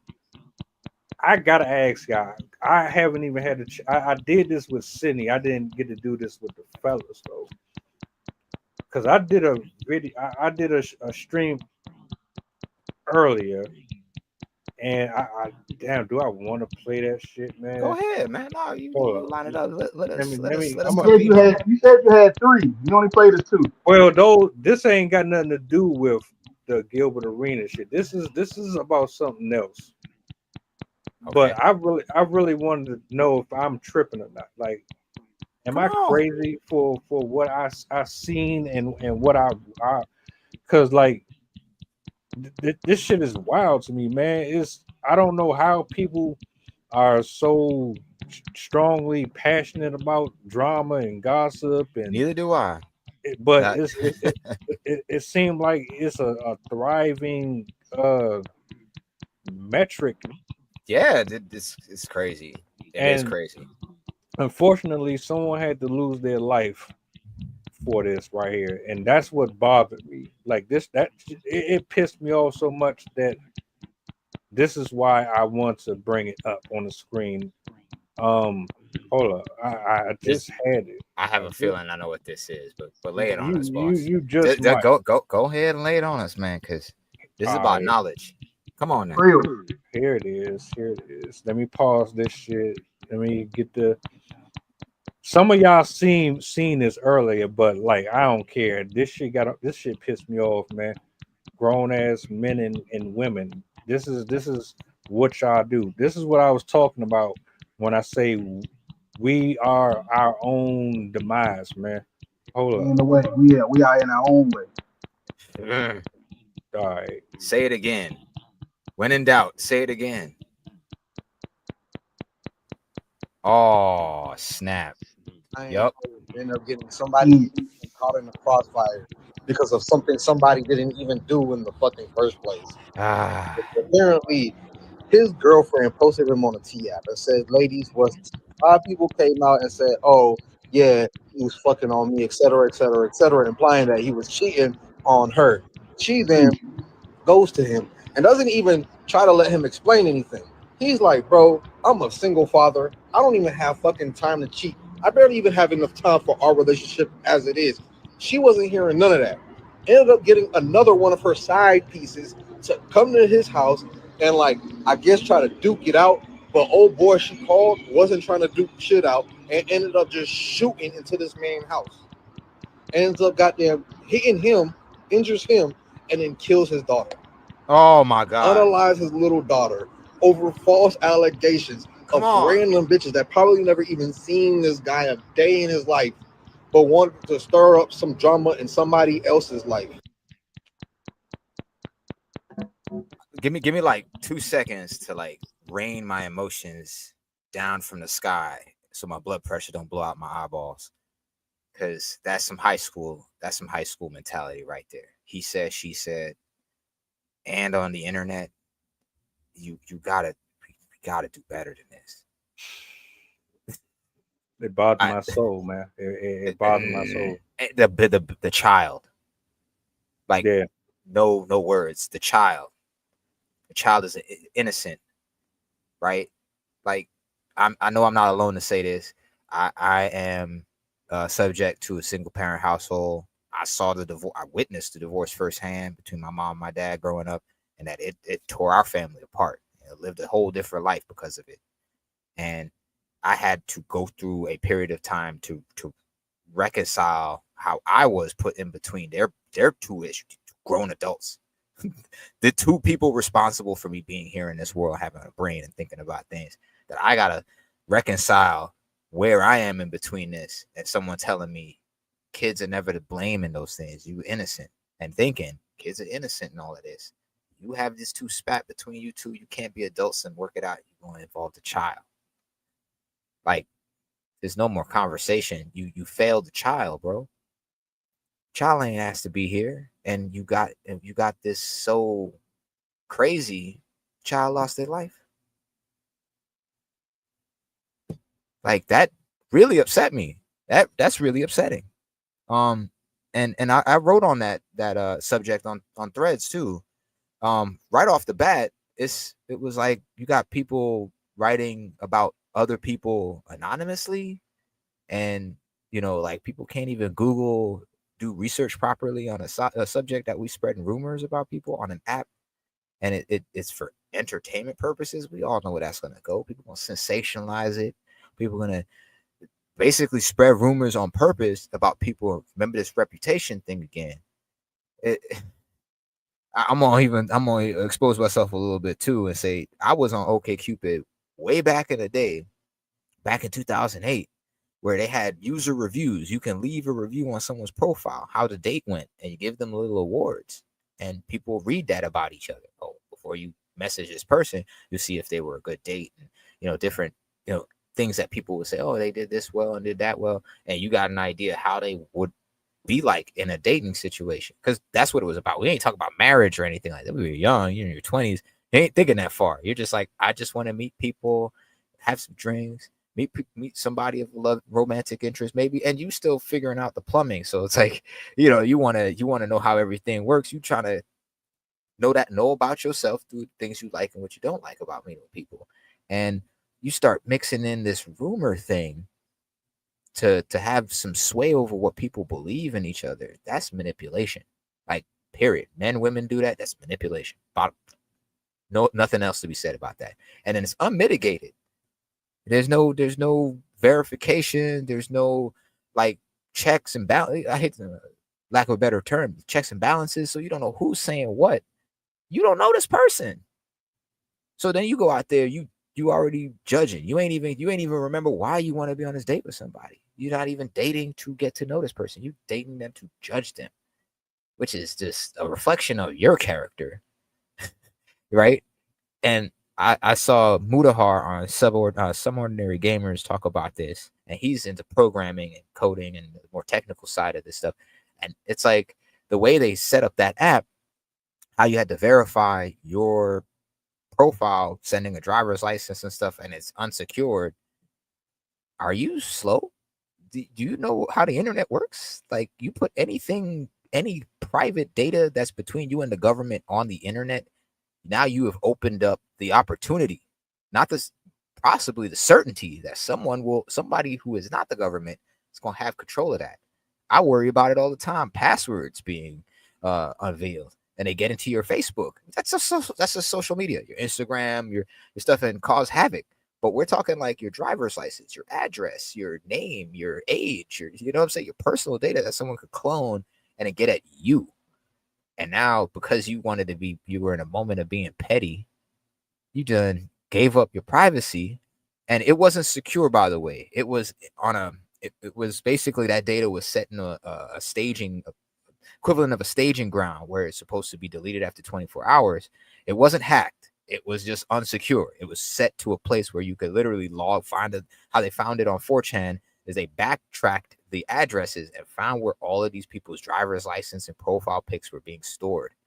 And they just exposed themselves, and you just tie the accounts, and you can see who's talking garbage.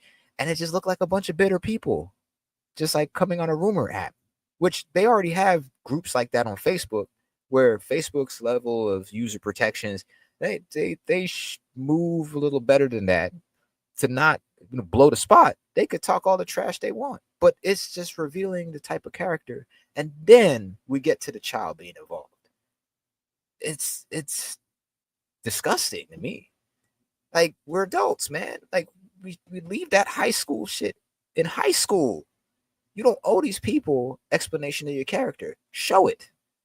You showing that you care about what people think about you and not know of you. You're by your actions. Instead, you just spreading rumors. You spread a rumor about somebody you don't even know because they look a certain way. Oh, he must be getting all the girls. So I'm going to spread this rumor, and then women are going to come and hop on it. And you might make a hit, and it might be true. I don't know. Exposed dude. Uh-oh.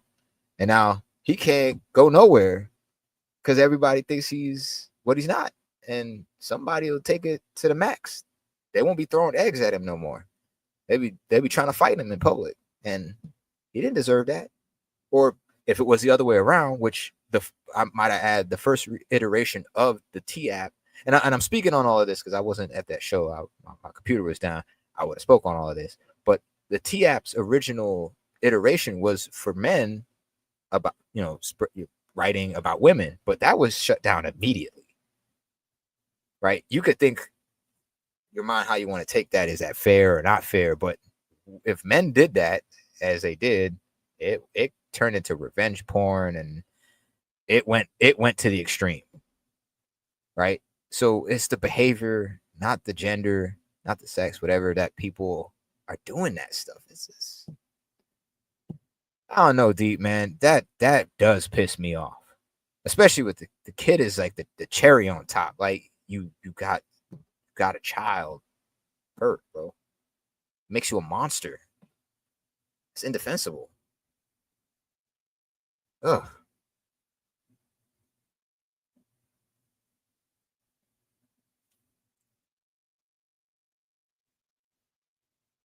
I had Mike OTC. What's up, man? You seen the video? How you feel? How you feel about the T app? I mean, I done spoke. Hey, look, I done spoke on the T app at least 3 or 4 different times, man, and it got worse every time.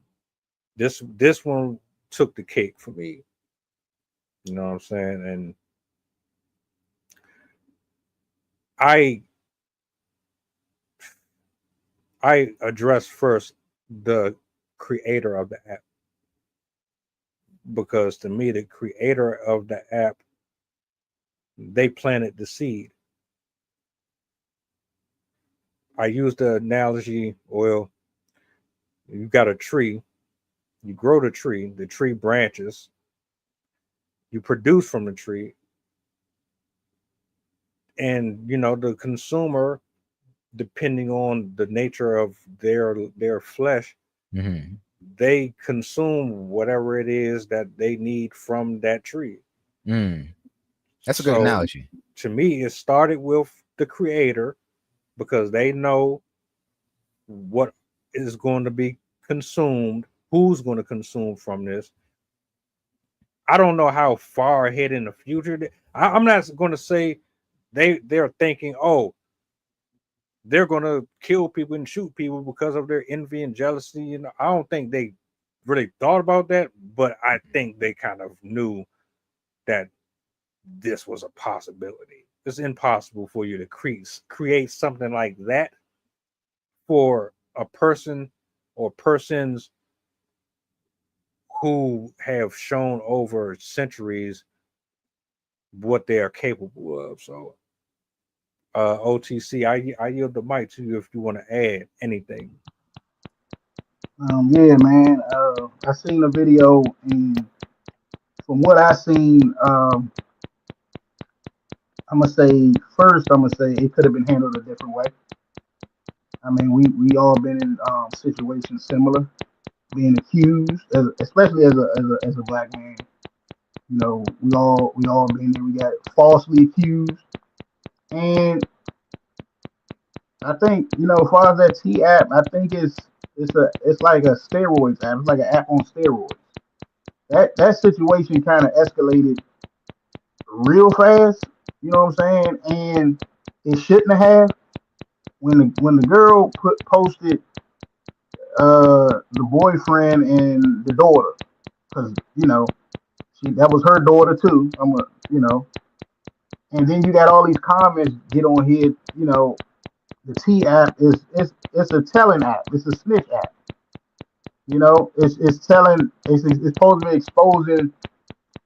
exposing men as dirty dogs that they are. Like, you think you got a good one, but let me drop some tea on you.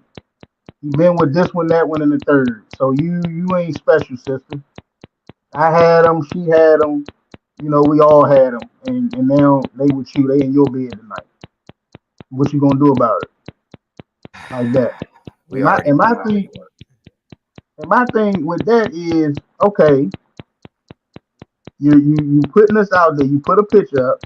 You scrolling. You talking about us, saying that we're we less than, we dogs, and all of that. I know the spiel, but we trash. But if we trash and all of that, then y'all got to be the raccoons, because look at all these damn women. Like, I saw one thing. I'm like 30. I'm like, one chick was looking at her man, and she found out he slept with like all these different women on there, and she was with him. And I think all of them had a disease or something. Damn. By one dude. So y'all trying to talk about this dude for having a disease, and he put his thing in all of y'all. So how do you think that make y'all look? But you trying to tell.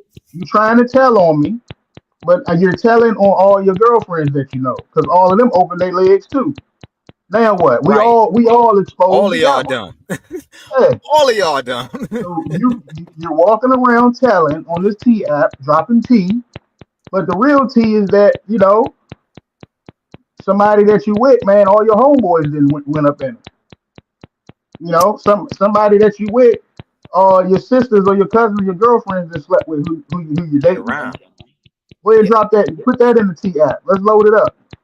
Like I said, So they had that before, and it just it's it's exposing. It's all it's doing. You think you telling on somebody, but you're really exposing yourself for what you tolerate and who you choose to be with. So it's your type, man.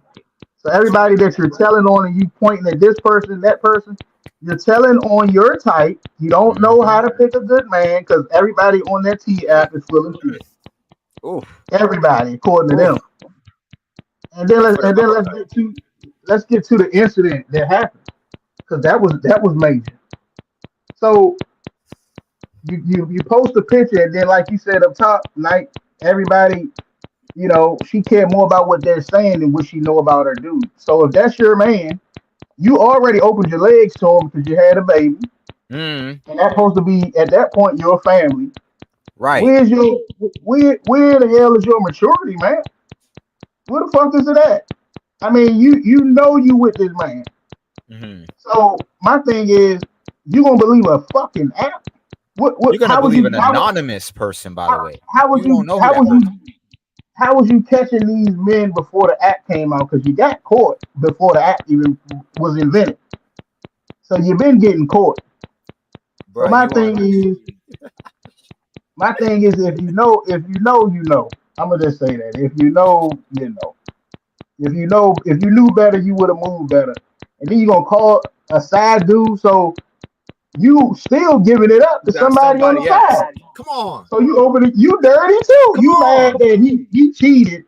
Listen to this. You mad he cheated on you, but you gonna call somebody that you were cheating on him. Come on. Come with it again. And then he go crazy because you didn't gave him some. And instead of handling like you said, like an adult supposed to, he go around there and spray the junk up. So you let your feelings, man, cost the life of your own daughter because of your feelings. Now how silly is that? Now you lost your daughter. Damn. Because you was creeping. You was. So put that in the T app. You see what I'm saying? It goes both ways. All of these women want to expose these men. You want the men that you're exposing because you wouldn't be on there. So you trash too. Why you even on there talking about the men if you ain't want them? Leave them alone. Say it again. Put that on a saying? billboard over the highway. You wouldn't even be on there looking up that T if you ain't like none of these trashy ass men that y'all say that they garbage and slept with all your friends. You like them too, so shut up. And you don't want nobody to know. Come on. You sleeping with them too. You sleeping with them just like your friends, and that's what you trying to find out. All y'all had the same dude. Get over it. Get over it.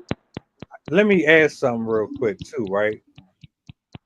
This is what bothered me about this woman, because to me it felt like she wanted to get rid of this nigga. She didn't know how to get rid of him, so she made up an excuse. Oh my God! To start something. Oh my God! So that she could push him out. Why? Because she was fucking somebody already on the side. My God! And she used the side dude to get that don't even make sense because you could just leave. Bro, but they already had the key. Trauma response right now. But a lot of why you gotta bring violence into it? You give me a trauma response right now. Because women be lying, bro. Women be lying like shit. Bro, I had that situation happen to me. For real. In Detroit. With a girl I was dating with. And it's like what you're saying, I'm like, are they is that like something they go out in the back and talk about? Because it's like that's the route they choose. Oh, I can't get with him, or he's not giving me what I want. So now I'm gonna go around, do this little curve over here and get this other dude involved to come fight this war and get hit, and I saw something on Instagram, the same thing. This lady walked into a convenience store and she was trying to, I don't know if she was trying to hustle the dude at the counter for something, and he was trying to give her something like, you could take this too or whatever, right? But it wasn't enough.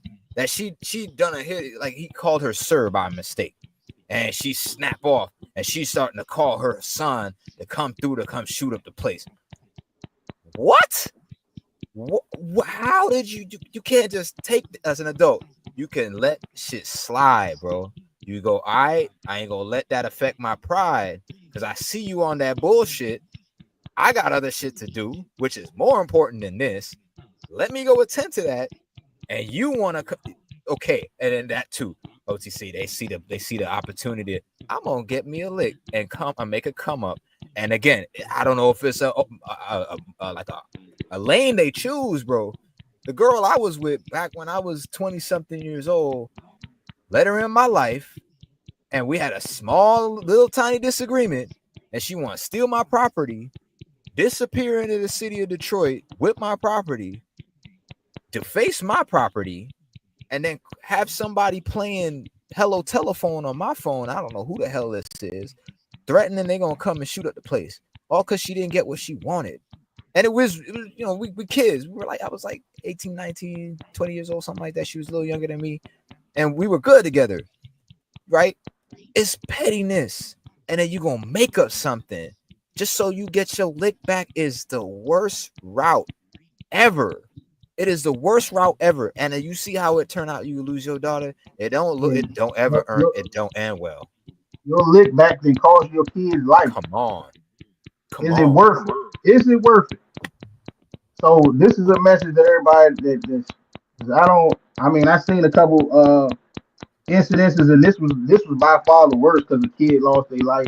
Leave that damn T-app alone, people. Please. God, Please. It don't never end well. It's a negative ass app.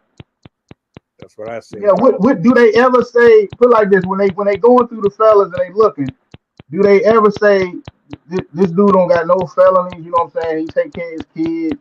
You know what I'm saying? He graduated on time and all. They don't never say nothing good. Like damn, it's good dudes out here. They don't never say nothing good about us. But so if you don't say nothing good about us and all you doing is reading down our failures, guess what that means? You like dudes that fail. Bingo! You keep picking if they ain't work shit. Why you keep picking them? That and the fact that you even putting people on it that shouldn't even be on it. Why the fuck are you putting innocent people in the path of your bullshit? What is that? What is that motion? She called the whole crash out dummy to deliver her message. He was a whole crash out, and that's what they want. They want somebody to crash out so they can capitalize on they fuck up. And then she gonna play innocent like she didn't know what the hell. I didn't know he was gonna bring the drama over there. You didn't got your boyfriend, your daughter, and the father killed. No, the daughter died. He got shot. He ain't died. Well, it's still attempted murder. Shit, they shot at him. I'm still on the kid being lost. The child didn't start none of that. Yeah, what they got to do with that? Then you ain't even protect your kid as a real mother. Come on. Why you couldn't get your kid out of that? That part. Not to mention the fact that 5 to 6 women just made up some shit. Y'all didn't even know this motherfucker. Y'all just said, "Oh, I'm just gonna go along with it." And monkey see, monkey do. Monkey see, monkey do. And y'all just took that and crashed out. And you was the real reason because you felt guilty because you was over your legs to that dude. Come on. You got dropping it like this house. You got bored. Your side nigga was doing something that he wasn't doing.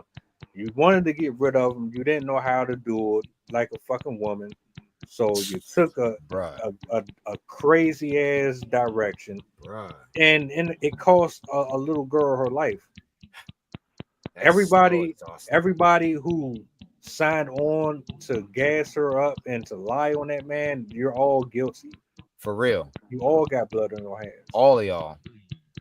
That's a damn shame. For real. But you can't. They can't control what this girl think because you can think a lot because it's false. For one, it's false. Once somebody got something in their head, and we old enough, we all been there. We've been in LTRs. Once a woman got something in their head, bro, it's over with. It don't matter if it happens. And she ain't changing her mind either. She ain't changing it, bro. Nope. Once they got it in their head, you done. You might as well have did the shit. Bruh, I said that about my ex, and not dissing her. My homie was like, My mom was like, so aren't y'all gonna get back? We were together for 2 years. You ain't gonna get back with your girl? And I said, she decided to end the relationship. And I'm looking at my mom dead in the face. I'm like, hello. And I'm looking at you. I'm like, you already know how women think. When you make up your mind on something, you don't want to be proven wrong. You don't want somebody to look at you crazy like, oh, she just changed her mind. You don't do that. So I'm like, whether she feels she right or wrong, she made up her mind. Just because you feel something that don't make you right. It didn't make her right, but look what they didn't happened. get that far. They don't get that far. Look what happened. All of that, what you brought in, was called common sense and logic. They don't get that far. Like, don't you make it spoke right, bars. but you called that side dude. You called that side dude, and you dropped them papers in that house. She didn't even reach that. Shouldn't have did it. She didn't even get off the starting line. She didn't even get off the starting line, bro. Like, see, you spoke like she on 1, you on 2, 3, 4, 5, all the way to 10. She ain't even thought that far, and that's where I'm like, come on. Yo, this is how I honestly feel about the T app. There's only one type of person on there, and the type of people that are on there are the ones that got discarded. Getting shared. Let me give you an example of what I'm talking about. You ever go to I said this shit earlier too. I love this one. You go to a restaurant. You have a nice ass meal, but you don't eat everything on the plate. Mm-hmm. So you discard it. They throw it in the back. The homeless people come and they hungry. They starving. They That's what I think about the T app. I think those are the people that are on the homeless. Yeah, you homeless though, bro. No, but he's saying like the people that come up for the scraps after it's been disposed of. I get it, but yeah. I mean, he had to go there. You saying they scavengers, bro? They scavengers, bro. They're poor in spirit. Ah, that's even worse. Like because it's like you're basically telling me that you ain't worth a damn. That you're willing to share people. You're willing to crash out over people. They ain't even admitting that though. But I would feel better personally if they would just be like, oh, it looks like we with the same dude.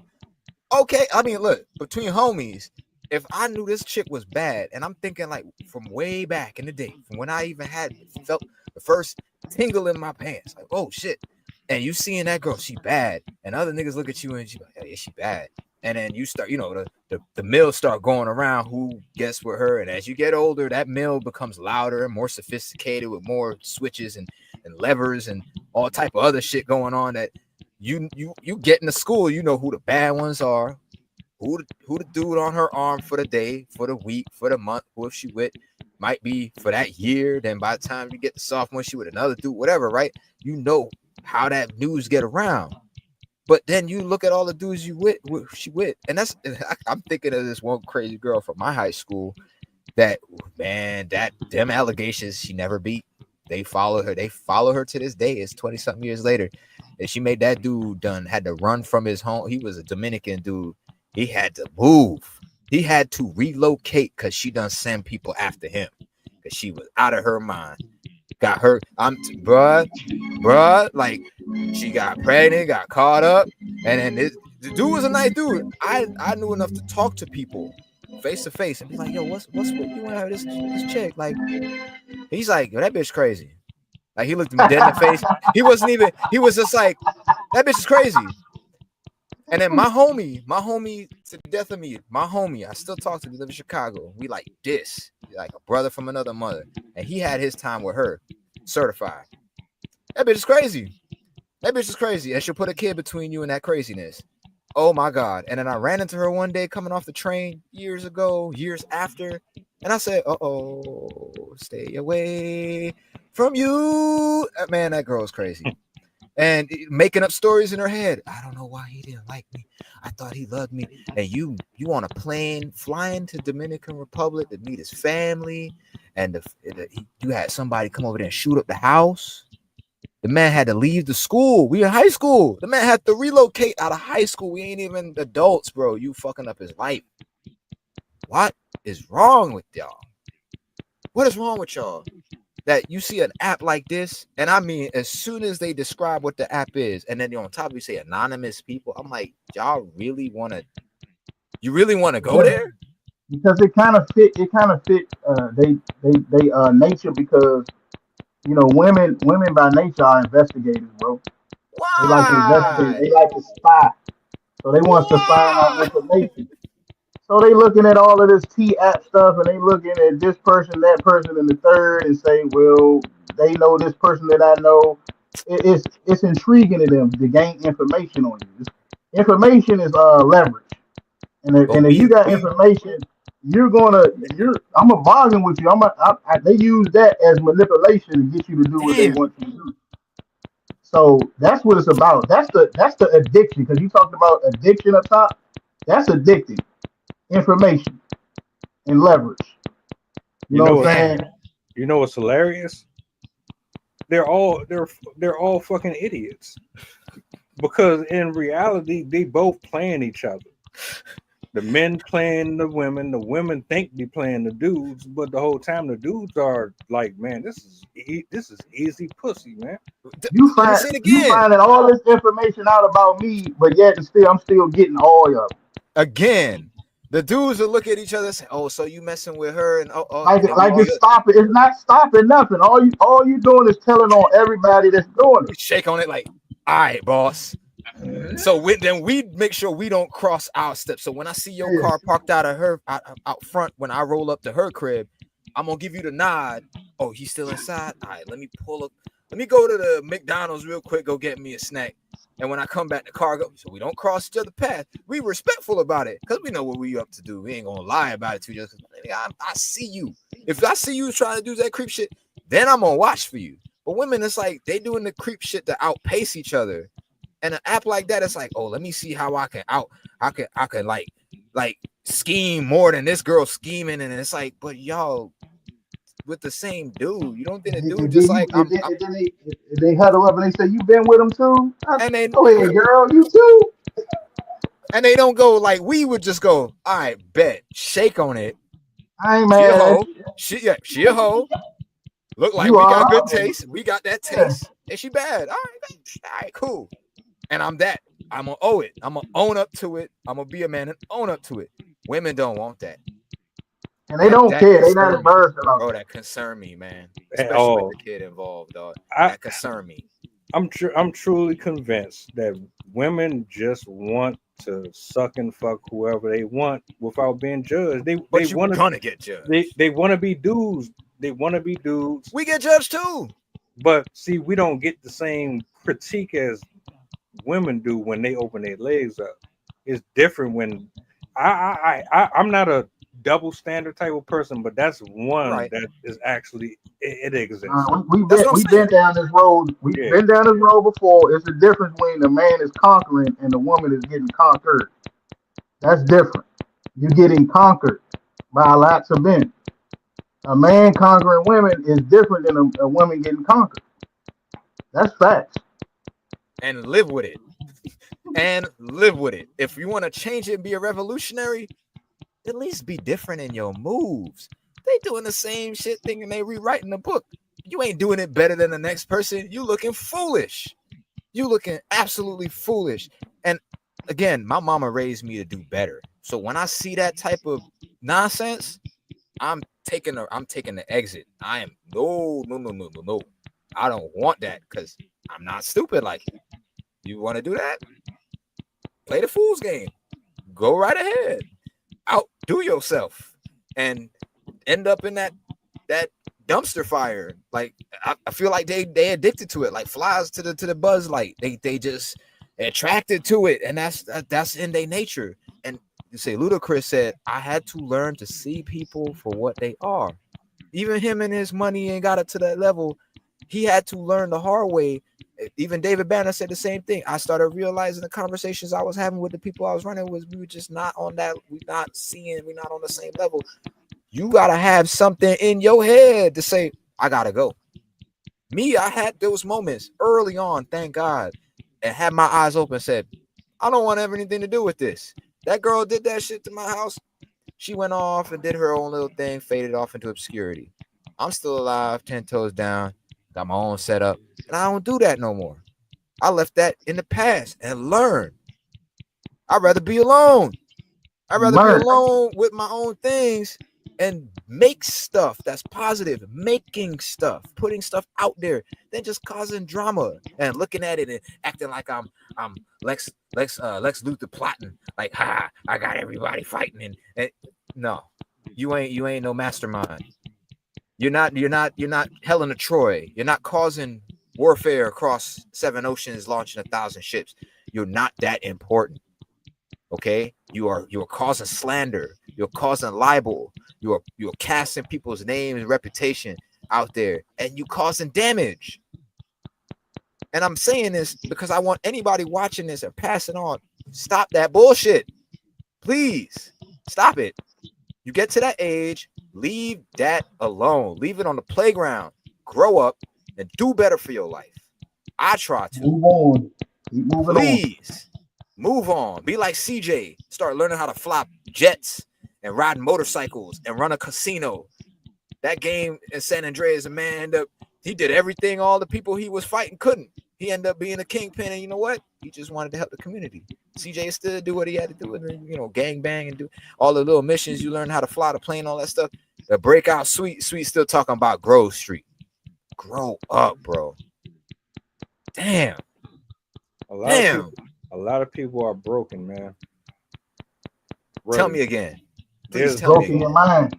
Yeah, there are different shapes, sizes, and colors on there. There are Roseanne built females on there. Whoa, I saw the pictures. Yeah, there's a large surplus of whatever you like on that app. And to me, it further substantiates my claim or my idea that people can tell you whatever they want on these comments and this, that, and the third until you see that app. And then it's like, yeah, my G, I see what you're into. Ma'am, I see what you're allowing to enter your body. You are not this independent woman that you say you are. And come on. Rational thinking men and women who got their stuff in order, they healed. They look at the app and they just automatically keep walking. They're not clicking on it. They're not trying to find any type of information. They don't care. They're not losing sleep over what's on there. Period. Toxicity. Yeah. It's toxicity embodied.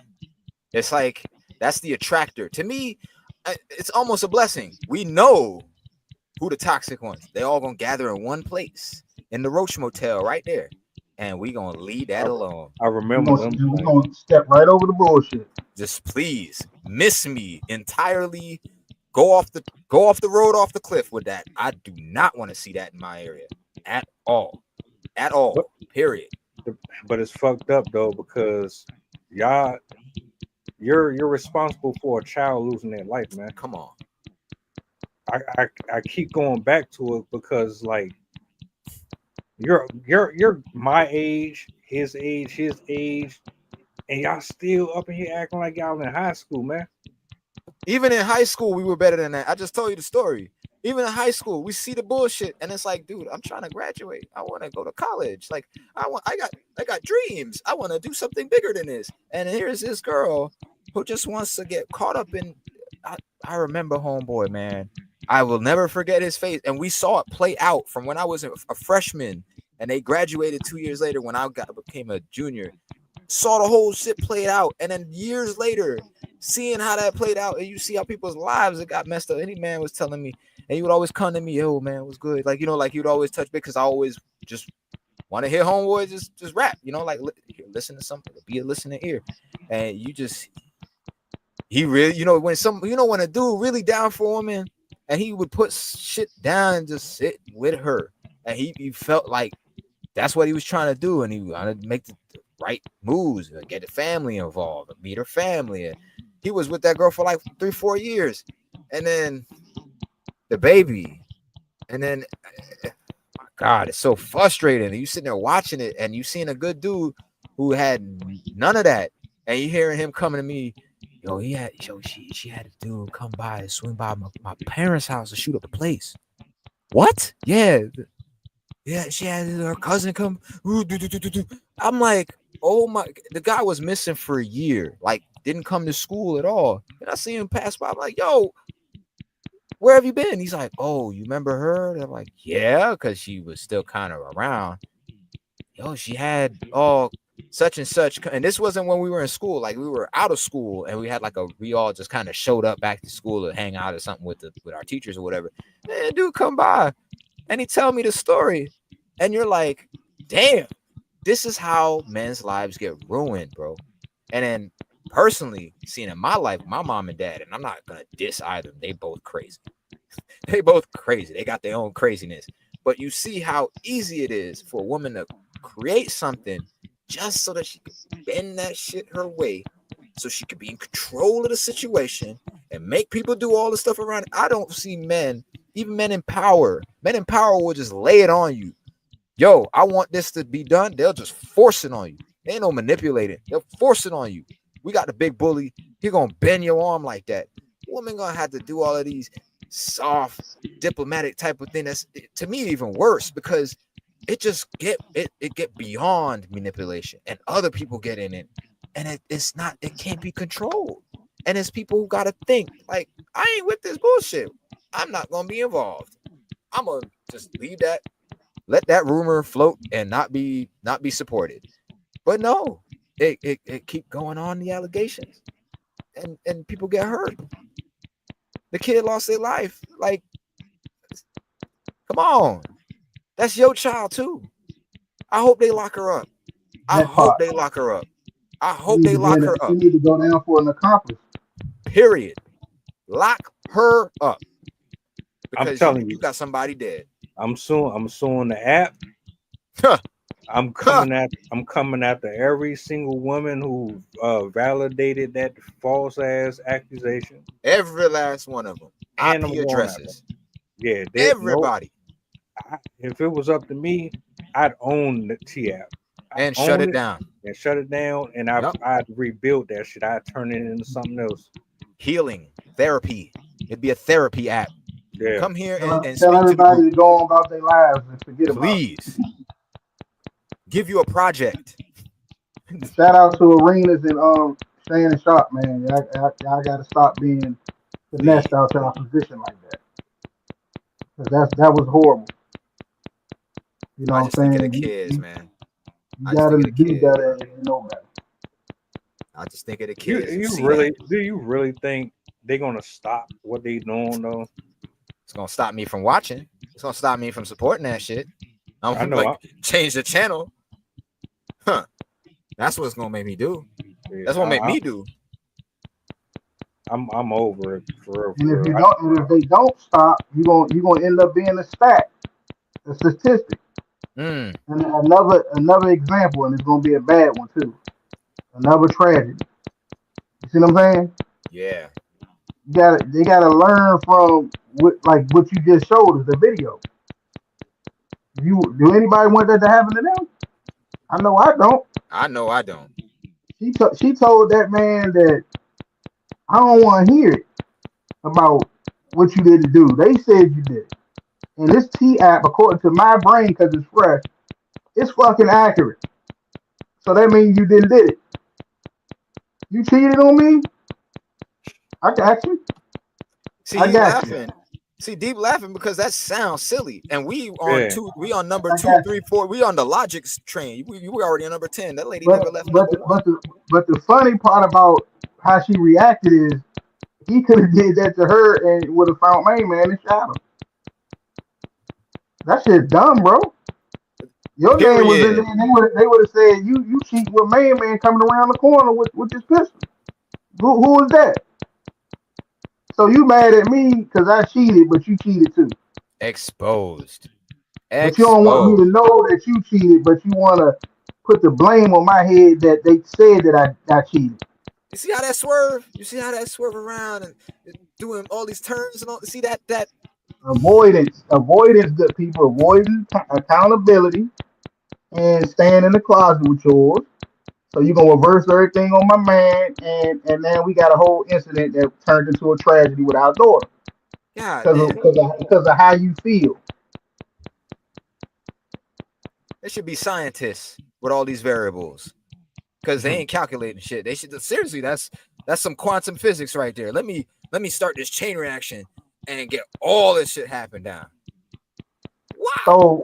So fuck what I say. I can tell you, the sky blue and all of that, but if you say the damn junk gray or green, that's what it's gonna be. Go on, get out. Damn. It's over for you.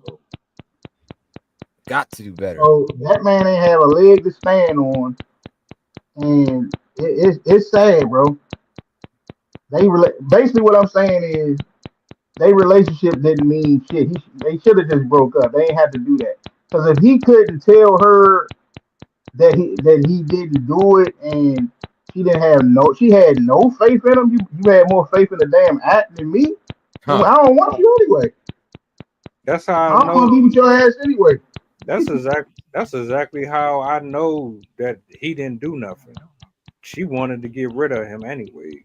Yeah. You got more belief in what them chicks telling you than the person you're in a relationship with. Most of the time it be a chick that's in a good relationship, a damn good one, and lose her relationship because of some chicks in her ear. Damn. Let that sink in. Say that again. You could be in the right damn relationship, and because they miserable and lonely and they cheated on their people, they want you to be on the sideline with them.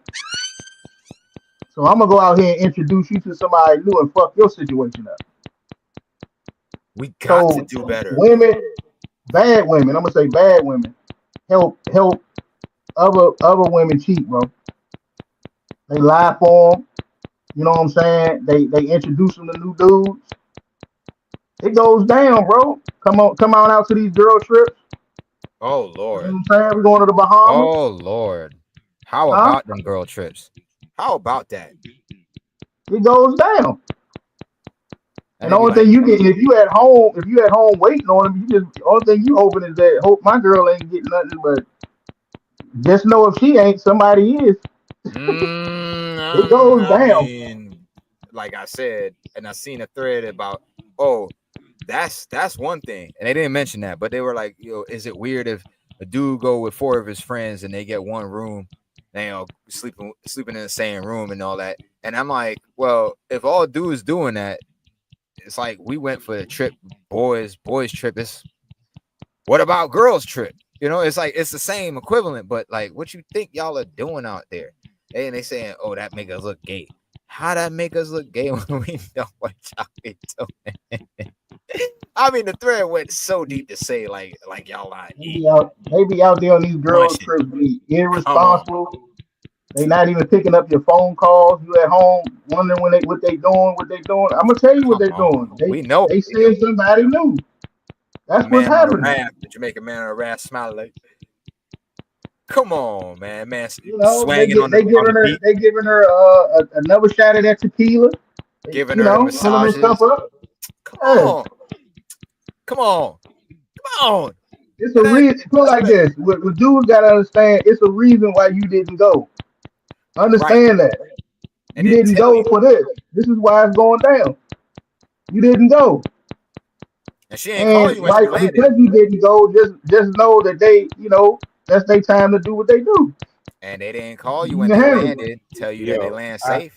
I can't rock with somebody that ain't got somebody in a relationship already. You're either in a relationship and I'm in a relationship, or I'm married and your friends are married. Thank you. You're not about to have single friends. I tell my friend that too. Yeah, fuck that. You might as well just be single. It's too. You can't have, bro. No, but for real. And I mean, like, I'm gonna say this part, and I know women gonna beat me up. Men and women can't be friends on that part right there because it's jealousy. There's gonna be people thinking all type of stuff, and men will say, "Oh no, like, so what's up with you and her? Oh, it's this." You get it from a dude, you can take it or leave it. But a woman will say that, and then it's like, well, what if? Could it be this? and then it's a rumor, and then this girl don't like her, so then she gonna say something, and every time they see you and her together, it's gonna be that thought, and it can't be just friends because somebody gonna look at it and say something else, and it's this back and forth, this drama that come out. It becomes more complicated than just friends. But you know what I quote with that scenario? You know what I quote when the scenario come like that and they point at just friends? They want to trade places with that friend. Sure. It's that jealousy. Sure. I had that happen in a house I was living in with my ex-girlfriend. Like another roommate have females come around him, come around me, knowing that I'm already in a relationship with this girl, this beautiful woman that sleep right next to me in bed. Yo, if I piss her off and she's Nicaraguan, she'll kill me. Like she ain't gonna stop to be like, oh, you fucked me up, I'm gonna kill you. So I know better than to get her mad. And you trying to make it seem like I put a big foot between me and that girl and say, yo, you better stay your ass over there. I don't want you even talking to me. You see this lady right here? I'm with her. I don't want no chance, no room, or no sus behavior because I don't play that. If you're in a relationship, be in that relationship. I tell my homie the same thing. If you're in a relationship, be in a relationship. Focus on your girl. It's okay. It's cool. You got her for that. This is where I pray for my homies. Get yourself a girlfriend, bro. Don't call me after no certain hour to want to just talk. You got a girlfriend. Go talk to your girl, bro. Be in your relationship. Be happy about your relationship. You're not my homie. You're not my homie or my homegirl if you don't respect what he just said about the relationship. Period. You can't respect your homie's relationship and you want to introduce them to some new cat, you don't respect them. You don't value no relationship. Or if she want to introduce her friend to a new dog out there, then yeah, you don't value nothing. You want to be just like you, single. Damn. And that's the game right there. Gotta kill it. Can't do that no more. Gotta leave that behind. You know, the last 10 minutes or so, what y'all just described is on the T app. I mean, I know it's on the T app. Like as I said, it's in Facebook. It was on OkCupid in 2008. It don't end well. It never ends well. It's people who've been doing that since high school. I just gave you life stories. It never ends well. I see that from a mile away and I was like, oh, they're anonymous. People giving you feedback on somebody that, oh, girl, I know who that is. Let me just make this right turn. Let me just walk around that. Let me know where y'all at so I know where to avoid it. The Roach Motel need to be fumigated. Leave that alone. I don't want nothing to do with it. Ain't nothing good gonna come out of it. Period. Women, please do better. They say all of that stuff on the phone that they saying on the T app. They used to talk about that shit on the phone. Right. We from time before all of this. What you think they were doing back in Roman times? Come on. Stop. End that. You're grocery shopping on there. That's all you're doing. Not me. I'm just saying, like that's all they really doing for real. It is. I seen them pictures. Them they looking rough. Yeah, but they look like the trouble they start. Like, nope. There's dudes I've had a couple chubbos in my younger days. We ain't dissing you for that. Like, between guys, we ain't gonna diss you for that. I'm just saying. I know them dudes. Everybody got to take one for the team at some point. For real, I ain't gonna hold it against you. I'm gonna say, okay, you gotta flex that. You gotta get it out. Do it. Cool. If that's your thing, cool. I had dudes when I was in high school, homies that I know. That's their type. I ain't gonna. Don't speak for me. That's you. Cool. But don't drag down the whole ship because you can't be captain. Men don't do that. Men don't do that. Men don't do that. Even honor among thieves. Honor among thieves. They gonna rob from each other. If you ain't about that, don't go around them either. If you ain't no thug, you ain't gonna hang around no thugs. I chose to stay inside and read books, be on the internet, learn about space and stuff while my cousin liked to run out in the street when we were young. I wasn't about that. My family from Jamaica, we know what that is. I looked at that lifestyle and I was like, I don't want nothing to do with no crime. Because how many examples do you need? How many examples do you need? Do you see people coming up out of ashes, having the biggest gang fight on top of the building, shooting all the enemies and winning. No, they go down. The big homie that was fighting on everybody, he's dead. The big homie dead. There's no end to that. So, ladies, don't look at it as a competition. If you find out you sleeping with the same dude, y'all got the same taste. If you don't like it, change it. If you hate yourself, get therapy. Settle yourself and say, I need to do better. Because I know if I saw that, I'm like, I don't like this. And I can't sleep at night because I'm looking and thinking about myself. I gotta change this. Is that next generation thinking? I don't think, again, I'm not a genius. That's not big thing. They always fall for that type. It's that same type. We really got to. You just can't help it. We got to do better. They always falling for that type, bro. Nope. I don't want to. Cue the Drake. Cue the Drake and the Drake and Jamie Foxx song. Mm-hmm. Damn deplorable, bro. We got to do better. Period. Put that on your mood board for 2025. Big bold letters. Please do better. Big bold at the top. Big ideas. None of this little, you got to think of how. Listen, man. Focus on something that allow you to grow from within. Don't get caught up in this atrophic type of thinking. Grow, bro. Please. You see the world falling apart. Do better. Yo, man, put these people off. Get this off my timeline, man. Get this off my timeline. It's off my time. That's bringing me down. You know? Yeah. That's bringing me down. I hear that. I'm bury it. Put a fork in it. It's done. And if you on that, please do better. If you listening to my words, do better. Look out there for better. It's not the one dude that's making six figures. Have you listened to what all these other women's delusions are sounding like? The same dude. He's like 1% of the population. He ain't looking for you. He's looking on the next business deal. He ain't thinking about women. He thinking about, I gotta get on this jet and make this big deal. He ain't fucking with women who just looking for the come up. He's gotta be 6 feet. All y'all felt that's a 304 behavior, like we was talking about with that old girl with the basketball player, and they all got that same mindset, and they all gonna same real quick because of what they can get. So they're gonna do it, and they don't know what the good characteristics are in a good man. When they meet a good, like you said, a good characteristic dude, and that's about something for real. Make his ass wait. They make that nigga wait. They say, nah, you gotta show me something, man. And it's more of a transaction with that player. She ain't wait for that. She just opened up and say, here you go, come get these cookies all night. And that's what they did on that T app. 32 women slept with one dude. So you told on yourself. Damn. All y'all fell for that tight and opened y'all legs up.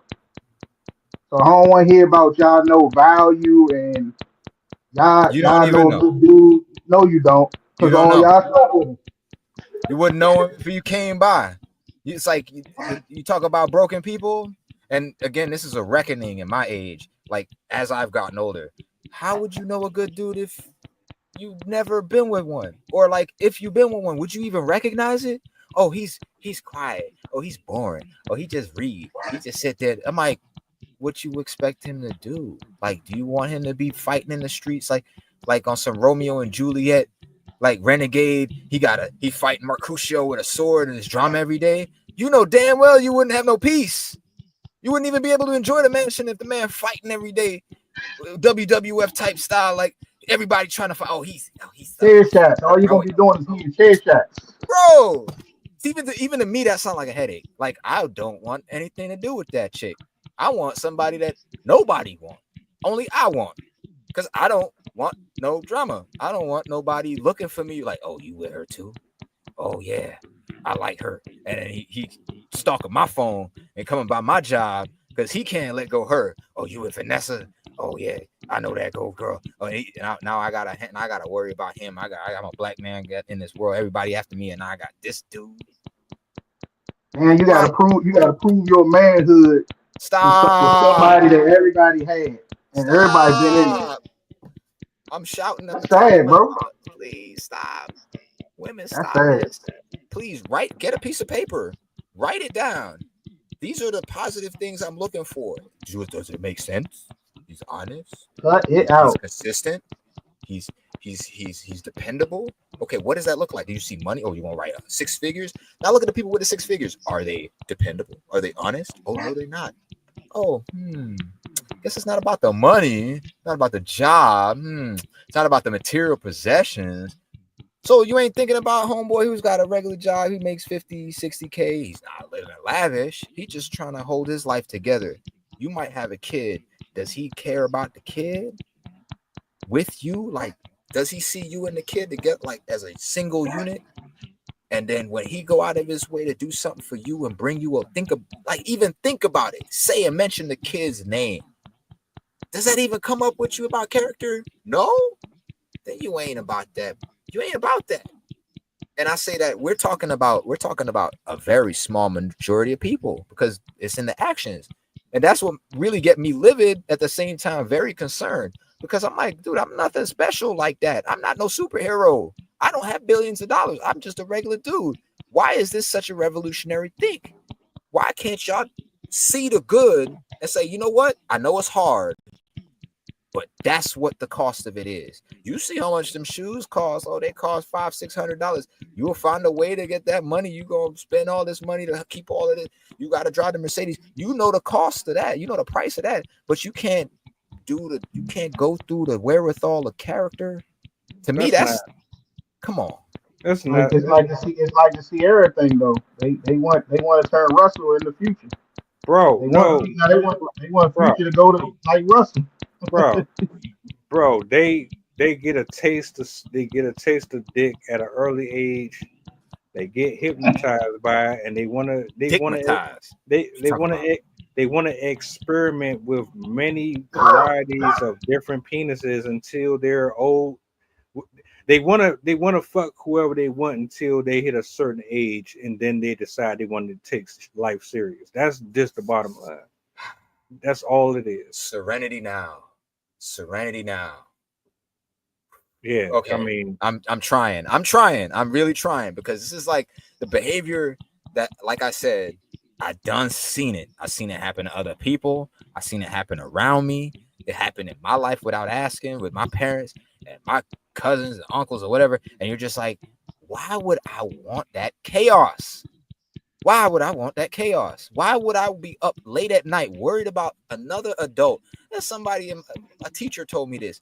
Imagine adults telling on another adult. How that sound? Like what are you, a child? No, you're an adult. Grow up and move on to bigger things where now you got a kid. It ain't about you no more. And when you start getting to that, you can't be thinking so small. You can't convince somebody who is indoctrinated. They have to come to the conclusion that they're stuck. Damn.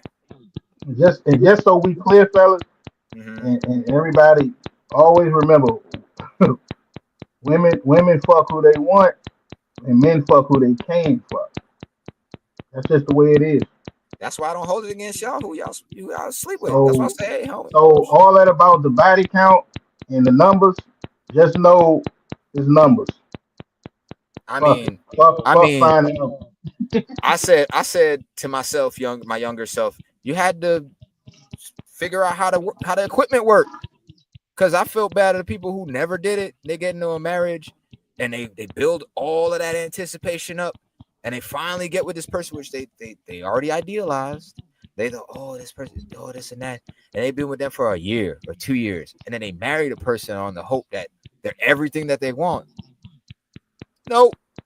And it's not like back in the day, grandparents' age, you marry that person, you're going to stand 10 toes on that decision. You ain't trying to switcheroo or nothing. I'm going to stay married to this person. We're gonna go through the whole thing. Nowadays, we got all these options and all these different things that people bring up, and it overshadows the reason why we started in this. And then you got kids, the innocence. They didn't have nothing to do with it. And you don't think maybe I should be a little more forthright in my decision making? Maybe just a little bit. maybe just a tiny bit. Maybe I should just slow down a little bit. It made me think, maybe I'm a little reckless. And then the women don't get in the room and have that Spider-Man moment where they're pointing at each other. You. And then check out what she wearing, what she moving like, and you don't see that in yourself. Especially if you look at somebody and then you start thinking, oh, I wouldn't do that. Yep. Because you sizing the game on each other. Yeah. I don't pocket watch. I pray for all the people doing well. I literally do, because that's inspiration. I say, hey, he's doing right. And then I check with him. Like, I know that person. I check with him. I'm like, yeah, he really doing right. I'm gonna do right. Taking him down ain't gonna make it a bit better for me, because that's doing one thing too much that I could have used that energy in building up. They ain't thinking like that. Sorry, we ain't riding together. They not like the old school because they don't have that foundation. That foundation is what keep everything solid. And that foundation, I'm gonna say for the Gen Z, you know what happened to that? They died. All those people that were solid, they paid the cost. It costs. It's a big, hefty price to be solid like that. And they were the heroes. That's why all my heroes are dead. They weren't gonna back down. They faced the ultimate. They faced the eternity. They were like, I'm about this and willing to give my life. Yeah, that's what happened to your heroes. They died. They stood on it and buried underneath it. That's why we have to observe it. That's why we have to respect it, because there's people buried underneath it. Okay, that's the underline. Those people they once lived as that example. They are buried underneath it. If you don't respect it, you will get run over by it. That's all that's all I see it. And I don't, they just, the younger generation complaining about how it's not, it was never easy, bro. That's the cost you got to pay. And if you ain't willing to pay the cost, I'm serious. It's like they want the map and they want you to point out the route. But my dude, that's the cost. You got to pay the cost, and that's why you see. I would have finished it, but we got James Brown buried underneath it. You got to pay the cost to be the boss, and ain't nobody gonna take that from you once you got it, because they gonna have to pay it too. And you see all, then you know what it is. You see all the other people who done try to weasel their way around it, and they see all that snake behavior. It never pays off. That cost is written in blood. You ain't trying to. There's no discounts. There's no vouchers. Gotta do the work. You gotta do the work. It's what shows on the outside. You would think that shit would register in people's head. I mean, you lived long enough, my nigga. That's why going back to the Shannon Sharp shit and all that. And this is my last take on all of this, because it's like, yo, you've been around longer than most of us here. You've already seen the scandals. You've seen other athletes go through it. You've seen people in your life go through it. But yet and still here we are. You're still involved in it. At this point, y'all, the media, their friends, family, Monique, all y'all just wasting y'all breath and time on these people. Y'all still 50, 60 years old, still moving like this.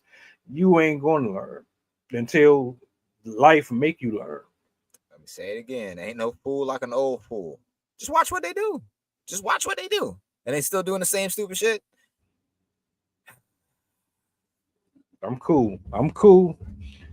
TF and I, like I said, I put blame first and foremost on the person who created the app. A white man, by the way, who created it because his mother got catfished. Shocker. I'm just giving y'all the context. Y'all can look that up. It was a white dude who just wanted to create an app so other women don't go through what his mom went. And look what they did. I rest my case. Yeah. Yo, shout out to everybody who pulled up tonight too, man. This is a record right here, man. This is the longest we have done the late night show. So, man, shout outs to everybody, man, who pulled up. Record setup. And I'm gonna keep coming back. Y'all gonna see this face a lot. Triple, not a double. It's a triple almost. Yeah. I think we covered damn near 3-4 different subjects. Pretty dope. I had a word, I forgot the word. It'll come back to me. At the end of the day, man, salutes to OTC, salutes to Night, man. hey, follow these brothers. I don't think OTC really got anything going on Yeah. like right now. Not that I know of. Just so y'all know, I got 3 interviews that I'm about to be dropping this week coming up, man. All right. All of them are musicians, singers, producers. Nice. I just wrapped up 2 interviews earlier today. I'm doing one Monday. All right. So yeah, I'll be on the lookout for that, man. I'm trying to show Bet. love to some of these underground folks, man, because I'm gonna tell you, I went and I listened to a lot of these cats, and they dope, man. They better than some of your favorites, for real. Yeah. And I'm not Need embellishing. that. Need that. And I think you need to invest in an editor, man. You get these little clips out of this, and just flood the zone with your content. Oh, flood the zone. I'm about to chop this up. You gotta chop up real nice. You know what I'm saying? Give people in a little 5-minute, 3-minute bricks, and let them run with that. But yeah, massive respect to you to give a highlight to the underground, because as we see in the past 10 years, the mainstream, they got a formula and they just want to feed us the brain drain. And I mean, for us who've lived through the changes, the transitions, we know what real music is. It comes from the soul, like Lobbyist Affair and like, Coltrane and all of these greats that have lived and poured their life into it. You know what I'm saying? You can't fake that. So props to you. Keep an ear to the underground and give people that mic and bring people up. I mean, hey, we build a platform, we're gonna stand on it. You know what I'm saying? Everybody gonna see it. Gonna shine a light. Hey, come over here, and we're gonna distribute everybody. Come over here. I share your links every time. Give people that platform. That's all. Some people just looking for the shot, and more ears to hear. So, respect to everybody doing their thing. That's the future. There ain't no more the big distributors. Everybody don't trust mainstream anyway. So, you got all the tools. You got your mic. You got you practice your rhymes. You write your poetry. You practice your scribe. All you need is a platform. You need people that believe and see your vision. That's all you need. That's all you need. That's it. Sometimes you gotta write your own script. You gotta be your own biggest hero out here. True. You gotta do that for you. True say. All I'm gonna say on the Shannon and Gilbert Arenas thing, man, you gotta protect your chicken. That's one. You gotta know your surroundings and know your people. And it seems like the more you give people and do for people, when you on top like that, they don't like you. So you gotta realize, man, Gilbert and Shannon, man, they don't want what you give them. They want what you have, and they coming to take what y'all earn. Always remember that. Like if you get high, Bill Cosby. We talked about it with Bill Cosby. We talked about it with Theo, and we talked about it with me and this man just talked about it with the immortal Hulk Hogan. Even if you live long enough for the cheers, you're gonna die by the blues. Damn. That's life. You know what I'm saying? You got to be an example. You know what I'm saying? Learn, like you said, learn from this shit. Stop doing it. Please. I'm emphatically pleading with people watching this, hearing my voice. Please. It is 2025.